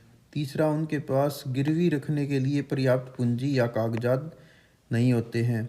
नेक्स्ट, बैंक को अपना पैसा डूबने का खतरा रहता है। तो इन सब कारणों से बैंक जो है छोटे किसानों को ऋण देने में या छोटे जो मजदूर वर्ग होता है उसको पैसा देने में हिचकिचाते हैं। नेक्स्ट आता है स्वयं सहायता समूह, सेल्फ हेल्प ग्रुप क्या होते हैं। कुछ व्यक्तियों का समूह जिसमें खासकर महिलाएं होती हैं वो छोटी छोटी बचत करके आपस में सदस्यों को लोन दे देती हैं या लोन की सुविधा देते हैं, जिनको बोलते हैं स्वयं सहायता समूह। जैसे इसमें 15 से 20 सदस्य होते हैं जो मिलकर ये कार्य करते हैं। जैसे आपने कई बार सुना होगा कमेटी डालना, ठीक है, तो इस प्रकार की जो एक्टिविटी होती है जिसमें कुछ लोग मिलकर एक दूसरे की मदद करते हैं। भारत में सेल्फ हेल्प ग्रुप को बढ़ावा देने में national bank of agriculture and rural development NABARD, ये भी आपके लिए इम्पोर्टेंट रह सकता है क्योंकि फुल फॉर्म इसकी कभी कभी पूछी जा सकती है। नेक्स्ट आता बांग्लादेश ग्रामीण बैंक पर एक नोट या शॉर्ट नोट लिखें। देखिए, ग्रामीण बैंक की शुरुआत बांग्लादेश में 1970 के दशक में हुई थी। अक्टूबर 2014 तक इसके 86 लाख लोन लेने वाले उधारकर्ता थे और यह बांग्लादेश के 81,000 से अधिक गाँव में सुविधाएं देता है। ठीक है, और इस बैंक के अधिकांश कर्जदार ग्रामीण महिलाएं हैं। इसकी सफलता का मुख्य उद्देश्य है कम दर पर ऋण सुविधा उपलब्ध कराना, यानी इसमें ब्याज दरें जो है वो कम रहती हैं और बिना पारंपरिक गिरवी के ये पैसा दे देता है। इसका श्रेय जाता है स्थापित करने का मोहम्मद यूनिस को, जो बांग्लादेश के अभी 2026 से पहले तक प्रधानमंत्री भी रहे हैं। इनको 2006 में नोबेल शांति पुरस्कार से सम्मानित किया गया है। हालांकि ये अब प्रधानमंत्री नहीं है, अभी इलेक्शन के दौरान ये जनता ने इनको पीएम पद से हरा दिया या हटा दिया है। ठीक है, तो ये हालांकि एक उद्यमी, बैंकर और अर्थशास्त्री रहे हैं। नेक्स्ट आता है चेक क्या है। चेक, आपने बैंक चेक सुना होगा, ये उससे रिलेटेड क्वेश्चन है। ये एक लिखित आदेश होता है जो खाता धारक अपने बैंक को निर्देशित करता है कि उसके खाते से अन्य व्यक्ति को एक निश्चित राशि भुगतान कर दी जाए, यानी जितने का हमने चेक काटा है वो पैसा उसको, जिस व्यक्ति के लिए हम चेक काट कर दे रहे हैं इतने की, ये गारंटी होता है, ये लिखित आदेश होता है बैंक को। हालांकि अभी इसमें चेक एंड बैलेंस की एक व्यवस्था की गई है, यानी जिसने चेक काट दिया है तो बैंक सीधा उस पैसे को ट्रांसफ़र नहीं करता है, पहले बीच में एसएमएस के द्वारा चेक काटने वाले व्यक्ति को सूचना दी जाती है ताकि किसी प्रकार का जो आजकल साइबर फ्रॉड जैसी सुविधाएं हो रही हैं उनको रोका जा सके। नेक्स्ट, आधुनिक बैंकिंग प्रणाली में कंप्यूटरीकरण का क्या प्रभाव पड़ा है। तो आधुनिक बैंकिंग में कंप्यूटरीकरण से धन और ऋण दोनों को नए रूप प्राप्त हुए हैं। बैंकिंग तेज और सुरक्षित हो गई है। डिजिटल भुगतान या ऑनलाइन लेन देन आसान हो गया, जैसे यूपीआई पेमेंट या ऑनलाइन बैंकिंग। खातों को आधार और पैन कार्ड से जोड़ दिया गया है या जोड़ा जा रहा है। उधारकर्ताओं की आय और बैंकों से लिए गए ऋण की जानकारी अब एक क्लिक पर मिल जाती है, यानी ये सब आधार कार्ड के माध्यम से भी इनमें आपस में कनेक्टिविटी कर दी गई है। इससे पारदर्शिता और दक्षता, ट्रांसपेरेंसी और एफिशिएंसी दोनों बढ़ जाती हैं। नेक्स्ट क्वेश्चन है कि भारत में औपचारिक और अनौपचारिक सोर्स क्या हैं। औपचारिक और अनौपचारिक क्षेत्र का क्रेडिट डाटा कहाँ से एकत्रित होता है। NSSO द्वारा, नेशनल सैंपल सर्वे ऑर्गेनाइजेशन द्वारा। नेक्स्ट है, इनमें से असंगत कौन है। शिक्षक, डॉक्टर, सब्जी विक्रेता, वकील। इनमें से जो है ये सब्जी विक्रेता, ये असंगठित क्षेत्र का कार्य करता है, इसलिए कार्यकर्ता कह गया मैं, ये वो है वर्कर है, कार्य उससे जुड़ा हुआ है असंगठित क्षेत्र से। नेक्स्ट आता है गृह ऋण, होम लोन क्या है। घर बनाने के लिए, खरीदने के लिए या घर की मुरम्मत करने के लिए बैंक से लिया गया लोन होम लोन कहलाता है। इसमें बैंक संपत्ति के कागजात गिरवी रखने पड़ते हैं और ऋण चुकाने के बाद बैंक जो है हमारे जो घर के कागज हैं उसको वापस कर देता है। तो ये था आपका मुद्रा और साख से संबंधित चैप्टर और उसके इम्पोर्टेंट क्वेश्चन। आगे हम अध्ययन करेंगे चैप्टर 4 वैश्विक। क्लास 10th इकोनॉमिक्स चैप्टर 4 वैश्वीकरण और भारतीय अर्थव्यवस्था। इसके इम्पोर्टेंट क्वेश्चंस को रिवाइज करते हैं। देखिए, इसमें से ये पूरा चैप्टर आपके एग्ज़ाम में नहीं आना है। इसमें से केवल 2 टॉपिक आने हैं, ग्लोबलाइजेशन और उससे रिलेटेड फैक्टर्स। बाकी का जितना चैप्टर है ये आपका जो है इंटरनल असेसमेंट में प्रोजेक्ट के रूप में यूज किया जाना है। तो इसमें से हम कोशिश करते हैं जो ग्लोबलाइजेशन है उससे रिलेटेड क्वेश्चंस को कवर करने का। ठीक है, नंबर 1, वैश्वीकरण या ग्लोबलाइजेशन क्या है, इसको इफेक्ट करने वाले फैक्टर्स क्या हैं। किसी देश की अर्थव्यवस्था को विश्व की अर्थव्यवस्था के साथ जोड़ना और पारस्परिक निर्भरता यानी एक देश की डिपेंडेंसी दूसरे देश के साथ बढ़ाना, उसको वैश्वीकरण या ग्लोबलाइजेशन कहते हैं। इसमें आयात निर्यात, उत्पादन और श्रमिकों का एक्सचेंज होता है, आदान प्रदान होता है। इसको प्रभावित करने वाले कारक हैं प्रौद्योगिकी, व्यापार, निवेश की नीतियाँ और उदारीकरण। तीसरा फैक्टर है वर्ल्ड ट्रेड ऑर्गेनाइजेशन। वैश्वीकरण से कौन से सेक्टर का सबसे ज़्यादा डेवलपमेंट हुआ है, वो है सर्विस सेक्टर। नेक्स्ट आता है वैश्वीकरण के मुख्य उद्देश्य क्या हैं। लाइसेंस राज को समाप्त करना, पंजीकरण को लचीला बनाना या जो रजिस्ट्रेशन सिस्टम है उसको समाप्त करना या लाइसेंस में छूट देना, एकाधिकार कानूनों में छूट करना यानी मोनोपोली जो लॉ होते हैं उसको रिलैक्स कराना, आयात कोटा को समाप्त करना, उद्योगों के विस्तार को बढ़ावा देना और उत्पादन की स्वतंत्रता इसमें दी जाती है। वैश्वीकरण किन बातों की अनुमति देता है।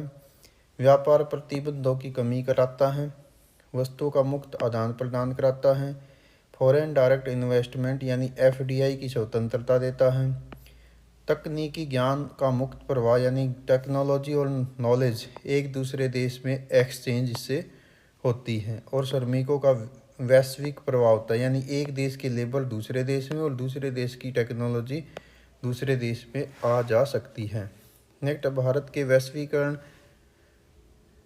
के विकास में वैश्वीकरण की भूमिका क्या है यानी इसके पॉजिटिव इम्पैक्ट आपने बताने हैं। नंबर 1, इससे हमारे देश में FDI फॉरेन डायरेक्ट इन्वेस्टमेंट इसकी बढ़ोतरी हुई है, उद्योगों में सुधार हुआ है, वस्तुओं की गुणवत्ता यानी क्वालिटी इम्प्रूव हुई है क्योंकि अब हमारे उत्पाद वर्ल्ड लेवल के बनने लगे हैं और भारत में वर्ल्ड लेवल के उत्पाद आने लगे हैं। वैश्विक बाजार तक हमारे माल की पहुंच हो गई है या विश्व के माल हमारे देश में आने लगे हैं यानी दोनों ही देशों में एक्सचेंज होता है। प्रतिस्पर्धा बढ़ी है जिससे माल की क्वालिटी इम्प्रूव हुई है। ठीक है, नेक्स्ट, उपभोक्ताओं के लिए अधिक विकल्प हो गए हैं यानी अब कंज्यूमर के पास ज़्यादा ऑप्शन होते हैं। कीमतें अब बेटर हो गई हैं यानी बेटर प्रोडक्ट लो प्राइस पर अवेलेबल हो गए हैं वैश्वीकरण के कारण, और जीवन स्तर में वृद्धि हुई है।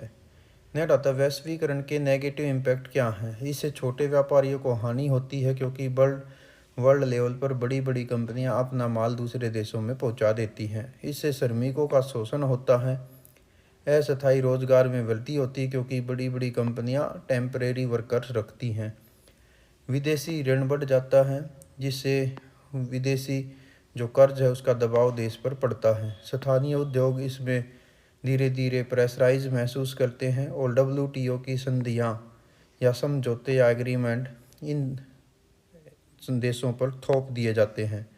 इससे बेरोजगारी बढ़ती है क्योंकि परमानेंट वर्कर नहीं होते। नेक्स्ट आता है ग्लोबलाइजेशन एंड इट्स डिसकंटेंट। ये किसकी किताब है, जोसेफ स्टिग्लित्ज़ की। ठीक है, ये आप बुक देख रहे हैं, ये बुक है और ये इसके ऑथर हैं जोसेफ स्टिग्लित्ज़, ये इनका नाम है। नोबेल प्राइज विनर ये रहे हैं। न्याय कहता है न्याय संगत ग्लोबलाइजेशन क्या है, फेयर ग्लोबलाइजेशन क्या है। सभी के लिए समान अवसर देने वाला वैश्वीकरण न्याय संगत वैश्वीकरण कहलाता है। इसका उद्देश्य क्या है, यह सुनिश्चित करना कि वैश्वीकरण का लाभ केवल अमीर देशों या अमीर वर्ग को ही न हो बल्कि गरीब देश और छोटे उत्पादकों या गरीब जो छोटे समाज में जिनकी इनकम कम है उनको भी लाभ बराबर रहे। ये न्याय संगत वैश्वीकरण कहलाता है। इसी प्रकार से नेक्स्ट आता है उदारीकरण, लिबरलाइजेशन। व्यापार प्रतिबंधों में ढील देना उदारीकरण कहलाता है। इसकी ज़रूरत क्या है, सस्ते श्रमिकों की प्राप्ति के लिए, प्राकृतिक संसाधनों का लाभ उठाने के लिए, WTO की नीतियों के माध्यम से दबाव को कम करने के लिए, व्यापार व पूंजी निवेश को बढ़ाने के लिए, व्यापार से अवरोध हटाने के लिए, अधिक लाभ कमाने के लिए। नेक्स्ट आता है उदारीकरण का उद्देश्य, लाभ हानि ये बताइए। सरकार द्वारा व्यापार, उद्योग व सेवाओं की नीतियों को लचीला बनाना तथा प्रतिबंधों को कम करना उदारीकरण लिबरलाइजेशन कहलाता है। इसका उद्देश्य क्या होता है? व्यापार में वृद्धि करना, उद्योगों का विकास करना, विदेशी निवेश बढ़ाना और अंतर्राष्ट्रीय कंपटीशन को बढ़ावा देना। इसके लाभ क्या हैं? व्यापार बढ़ता है, विदेशी निवेश में वृद्धि होती है, उत्पादों में की गुणवत्ता में सुधार होता है, नए उद्योग स्थापित होते हैं और रोजगार के अवसर मिलते हैं। लेकिन इसकी कुछ हानियाँ भी हैं। क्या होता है? छोटे व्यापारियों को नुकसान होगा, विदेशी कंपनियों का बाजार पर कब्जा हो जाता है, श्रमिकों का इसमें शोषण होता है क्योंकि वो परमानेंट नहीं रखे जाते, विदेशी ऋण बढ़ जाता है, मुद्रा का डीवैल्यूएशन होता है। जैसे आप देखते हैं डॉलर के मुकाबले जो भारतीय रुपीज हैं वो लगातार गिरता चला जाता है।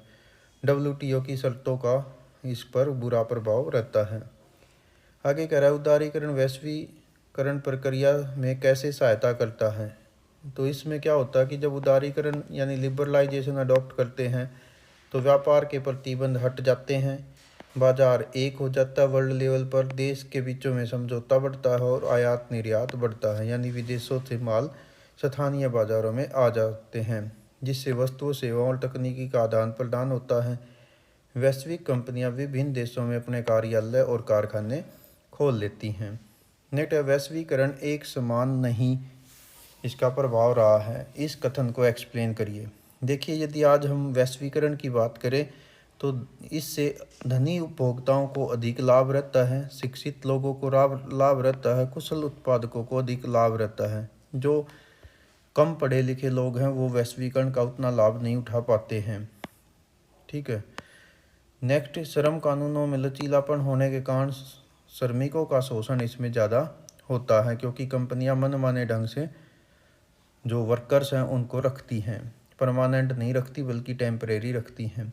नेट विदेशी कंपनियां उपभोक्ता वस्तु और सेवा क्षेत्रों में तो निवेश करती हैं, इन्वेस्ट करती हैं, लेकिन कृषि के क्षेत्र में वो पैसा नहीं लगाती, क्योंकि पता है वहाँ पर वो मानसून की ट्रैप में फंस सकती हैं। यानी कृषि के क्षेत्र में जोखिम ज़्यादा है, तो वहाँ पर विदेशी कंपनियाँ अपना पैसा लगाने से बच जाती हैं। नेट, क्या वैश्वीकरण भविष्य में जारी रहेगा? 20 साल बाद वर्ल्ड कैसा होगा? हाँ, वैश्वीकरण भविष्य में भी जारी रहेगा। 20 साल बाद हम कल्पना कर सकते हैं कि पूरी दुनिया एक मार्केट हो जाएगी, व्यापार प्रतिबंध लगभग समाप्त हो जाएंगे, विकास दर बढ़ेगी और लोगों के जीवन स्तर में सुधार आएगा। प्रौद्योगिकी और ज़्यादा डेवलप होगी, जैसे कि आजकल भी आप देख रहे हैं कि AI जैसी टेक्नोलॉजी वर्ल्ड लेवल पर आ गई है। नेक्स्ट, वैश्वीकरण से विश्व एक कैसे हो गया है?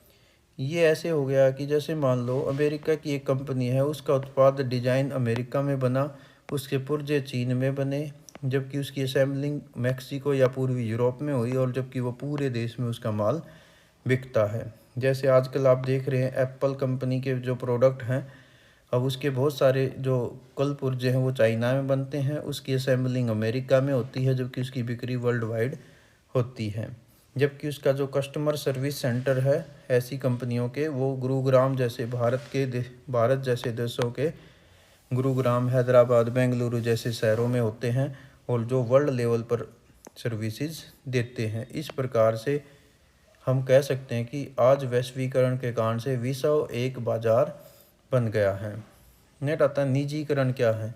किसी सरकारी संस्था को या सहकारी उद्यम को किसी प्राइवेट व्यक्ति के हाथों या कंपनी के हाथों में सौंपना निजीकरण कहलाता है। इसका उद्देश्य होता है लाभ कमाना। निजी क्षेत्र के लाभ क्या हैं? वस्तुओं की गुणवत्ता में वृद्धि होती है, प्रबंधन अच्छा होता है, मैनेजमेंट अच्छा होता है, भ्रष्टाचार कम होता है, प्रतिस्पर्धा बढ़ती है, आर्थिक विकास में वृद्धि होती है, कीमतों पर नियंत्रण होता है। लेकिन हानियाँ क्या हैं? इससे बेरोजगारी में वृद्धि होगी, क्योंकि वो छटनी करेंगी, श्रमिकों का शोषण होगा, उच्च लाभ वाले जो कार्य हैं वो स्वयं कंपनी अपने पास रखती है, इससे छोटे मजदूरों या उत्पादकों का शोषण होता है। निजी कंपनियां कभी कभी देश या व्यापार छोड़कर भाग जाती हैं। जनता का सरकार पर विश्वास कम होता है, क्योंकि सारा काम निजी हाथों में चला जाता है। स्वदेशी भावना को नुकसान पहुंचता है, और जो ये कंपनियां हैं ये केवल निजी लाभ के लिए निवेश करती हैं। नेट नई आर्थिक नीति भारत में कब लागू हुई? 1991 में। इसके अंतर्गत क्या कार्य किए गए थे? उदारीकरण, निजीकरण और ग्लोबलाइजेशन। इसको LPG मॉडल कहा जाता है, लिबरलाइजेशन, प्राइवेटाइजेशन एंड ग्लोबलाइजेशन। जिस टाइम ये नीति लागू हुई उस टाइम PV नरसिम्हा राव भारत के प्रधानमंत्री थे और मनमोहन सिंह उस टाइम वित्त मंत्री थे। हालांकि बाद में मनमोहन सिंह भी देश के प्रधानमंत्री बने, ठीक। और ये उस जमाने में ये नीतियाँ अपनाई गई थी। नेक्स्ट आता है रुपये का डीवैल्यूएशन क्या है?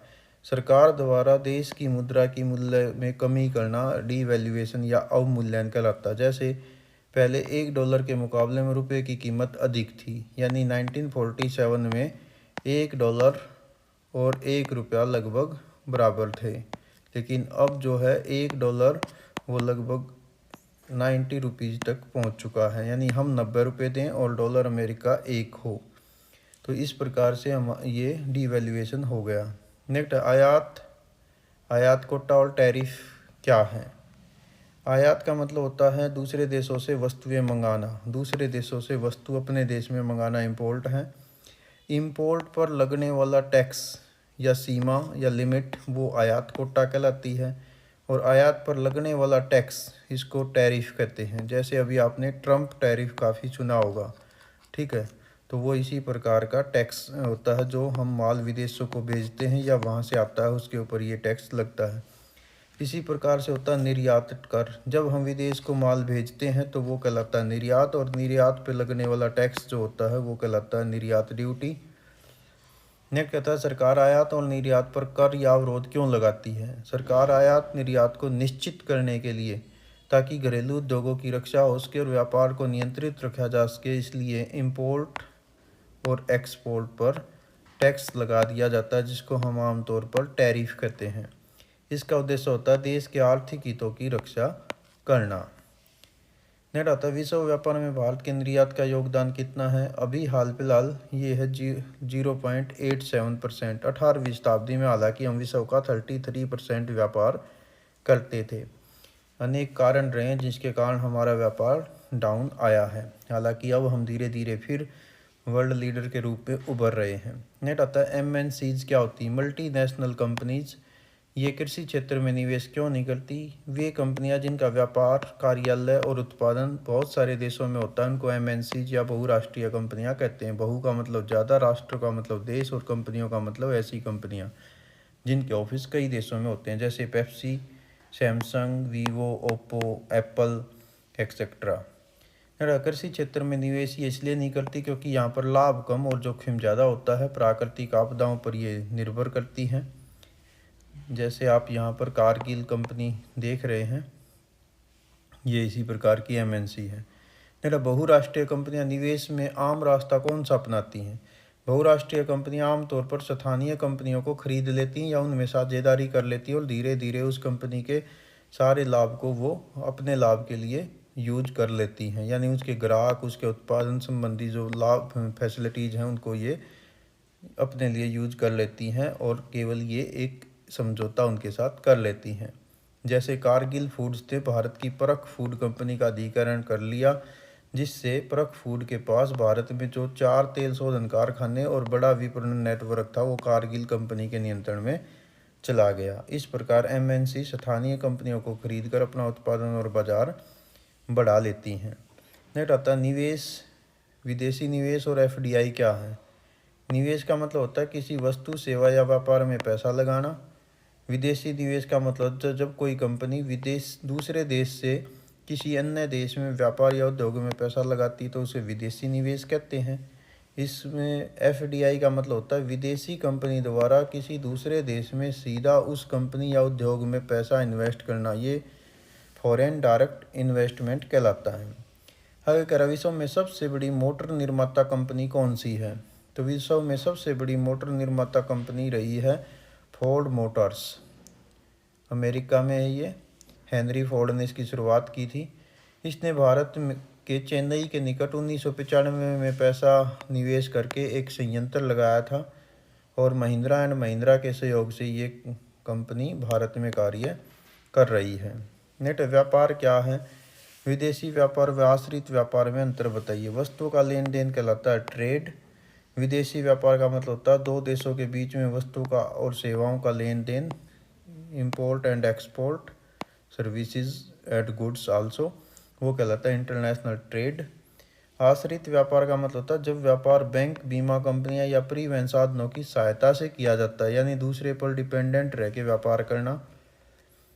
महत्व क्या है? विदेशी व्यापार लंबे समय से देश को आपस में जोड़ने का माध्यम बन जाता है। जैसे ईस्ट इंडिया कंपनी 1600 ईस्वी में व्यापारिक हितों के कारण भारत आई थी और धीरे धीरे उसने व्यापारिक लाभ लिए और यहाँ पर उन्होंने काफ़ी बड़े हिस्से पर कब्जा कर लिया। नेट आता है विदेशी व्यापार बाजारों के एकीकरण में कैसे सहायता मिलती है। इससे क्या होता है कि एक देश के उत्पाद दूसरे देश में पहुंच जाते हैं। जैसे आजकल आप देख रहे हैं Samsung, Apple, Nokia, Pepsi, Nike, Reebok, इन सब कंपनियों के जो उत्पाद हैं वो विदेशों तक पहुंच रहे हैं और वर्ल्ड स्टैंडर्ड के ये प्रोडक्ट बन जाते हैं। उत्पाद का स्तर बढ़ जाता है, व्यापार एक देश से दूसरे देश में पहुंच जाता है, पूंजी, तकनीक, शिक्षा, ज्ञान, इन सब का एक्सचेंज हो जाता है। हालांकि इसका नुकसान ये भी होता है कि ब्रेन ड्रेन हो जाता है, यानी एक देश का ज्ञान दूसरे देश में चला जाता है और वे लोग वहीं पर बस कर रह जाते हैं। Nokia, Coca Cola, Pepsi, Honda, Nike आदि कंपनियां कहाँ की हैं?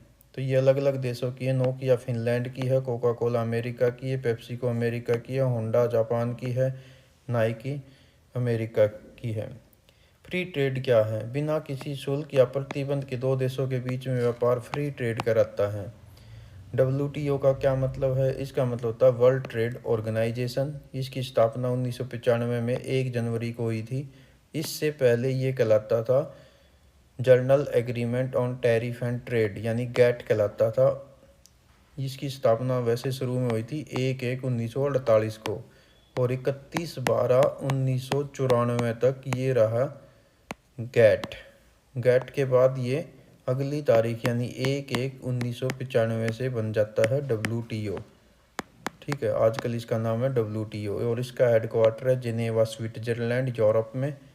और इसका उद्देश्य है व्यापार को बढ़ावा देना, व्यापार अवरोधों को कम करना, सदस्यों के बीच यानी जो देश हैं उनके बीच में विवादों का निपटारा कराना और वैश्विक व्यापार में समान नियम कानून बनाना। ये इसका लोगो आप देख पा रहे हैं और ये इसका हेडक्वार्टर है जिनेवा, स्विट्जरलैंड में। इसका उद्देश्य क्या है WTO का? विश्व व्यापार का सुचारू संचालन, व्यापारिक समस्याओं और विवादों को दूर करवाना, अंतर्राष्ट्रीय व्यापार को बढ़ावा देना, व्यापार प्रतिबंधों को कम करना या समाप्त करना, अंतर्राष्ट्रीय व्यापार में कंपटीशन बढ़ाना, यदि देशों के बीच में कोई व्यापारिक झगड़ा हो जाए तो उसका समाधान कराना और विश्व व्यापार को प्रोत्साहन देना और पारदर्शिता को बढ़ाना। नेक्स्ट आता है टेक्नोलॉजी क्या है? तकनीकी विकास या सुधार तकनीक कहलाता है। जैसे कोई भी आपकी AI टेक्नोलॉजी, मोबाइल टेक्नोलॉजी, कुछ भी आप इसका उदाहरण जो टेक्नोलॉजी से संबंधित है दे सकते हैं। मोबाइल टेक्नोलॉजी जैसे संचार सेवाएं ये तेज़ और प्रभावशाली होती हैं। सार्वजनिक क्षेत्र क्या है? इसका उद्देश्य क्या है? वे उद्यम जो सरकार के स्वामित्व या नियंत्रण में रहते हैं, सरकारी सेक्टर या पब्लिक सेक्टर कहलाते हैं। इसका उद्देश्य होता है पब्लिक वेलफेयर, जन कल्याण। नेक्स्ट आता है बंद लीज फेयर्स नीति क्या है? जब राज्य अर्थव्यवस्था के कार्य में हस्तक्षेप नहीं करता तो इसे अबंद लीज फेयर नीति कहते हैं, यानी एक लंबे समय तक पट्टे पर वो एक्टिविटी मिल जाती है। स्थायी या अस्थायी श्रमिक किसे कहते हैं? जो वर्ष भर कार्य करते हैं या जिनके कार्य की अवधि निश्चित होती है वे रेगुलर बेसिस पे लगे हुए श्रमिक होते हैं। और अस्थायी जिनका कार्य अनिश्चित या असीमित समय के लिए होता है उसे सोल्ट या अनसर्टेन वर्कर या पीरियड कहा जाता है। नेक्स्ट आता है SEZ की फुल फॉर्म क्या है? स्पेशल इकोनॉमिक जोन, विशेष आर्थिक क्षेत्र। ये क्या होता है? तो ये वह क्षेत्र होता है जहाँ उद्योग लगाने पे सरकार विशेष सुविधाएं देती है और टैक्स में छूट देती है। यह विश्व स्तरीय क्षेत्र होता है जहाँ पर बेसिक जो सुविधाएं हैं वे सारी उपलब्ध होती हैं, जैसे ट्रांसपोर्टेशन फैसिलिटी, इलेक्ट्रिसिटी की फैसिलिटी आदि। यूएसए की जीडीपी में कृषि का योगदान कितना है? केवल 1%। भारत कैसा देश है? विकासशील और कृषि प्रधान। भारत सरकार ने विदेशी व्यापार और निवेश पर अवरोध क्यों लगाए हैं? ताकि देशी उत्पादकों को संरक्षण मिल सके, उद्योगों की स्थापना को बढ़ावा मिले, कंपटीशन को समय मिले और स्थानीय रोजगार को बढ़ावा मिले, यानी वोकल फॉर लोकल। ठीक है, इस को काम करने के लिए सरकार व्यापार प्रतिबंधों पर, विदेशी व्यापार या निवेश पर अवरोध लगाती है। अब सरकार विदेशी व्यापारों पर अवरोध थोड़ा बहुत हटाना भी चाहती है, तो उसके पीछे कारण क्या है? विश्व स्तर का प्रोडक्शन देना, सस्ते व गुणवत्तापूर्वक उत्पाद बनाना, कंपटीशन को बढ़ावा देना और विदेशी जो पूंजी है उसका प्रवाह करना। नेक्स्ट, श्रम कानूनों का लचीलापन कंपनियों को कैसे मदद करता है? ये इंपॉर्टेंट क्वेश्चन रहेगा। इससे मांग के अनुसार श्रमिकों की नियुक्ति होती है, अस्थायी रोजगार मिलता है, कम लागत पर श्रमिक मिल जाते हैं, मौसमी मांग के अनुसार नियुक्ति होती है और अधिक कार्य के जो हावर्स हैं वो मिल जाते हैं।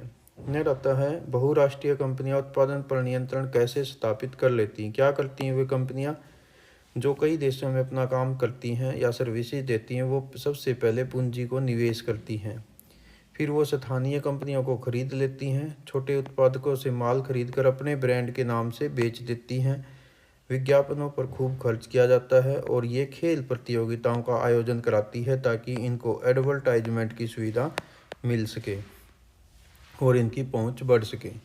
20वीं शताब्दी के मध्य उत्पादन कहाँ तक सीमित था? देशों की सीमाओं तक सीमित था। भारत में रोजगार और जीडीपी का हिस्सा अधिकांश किस क्षेत्र से आता है? कृषि के क्षेत्र से आता है। विकसित देशों में कृषि का योगदान जीडीपी में कितना है? लगभग आधा से 1%।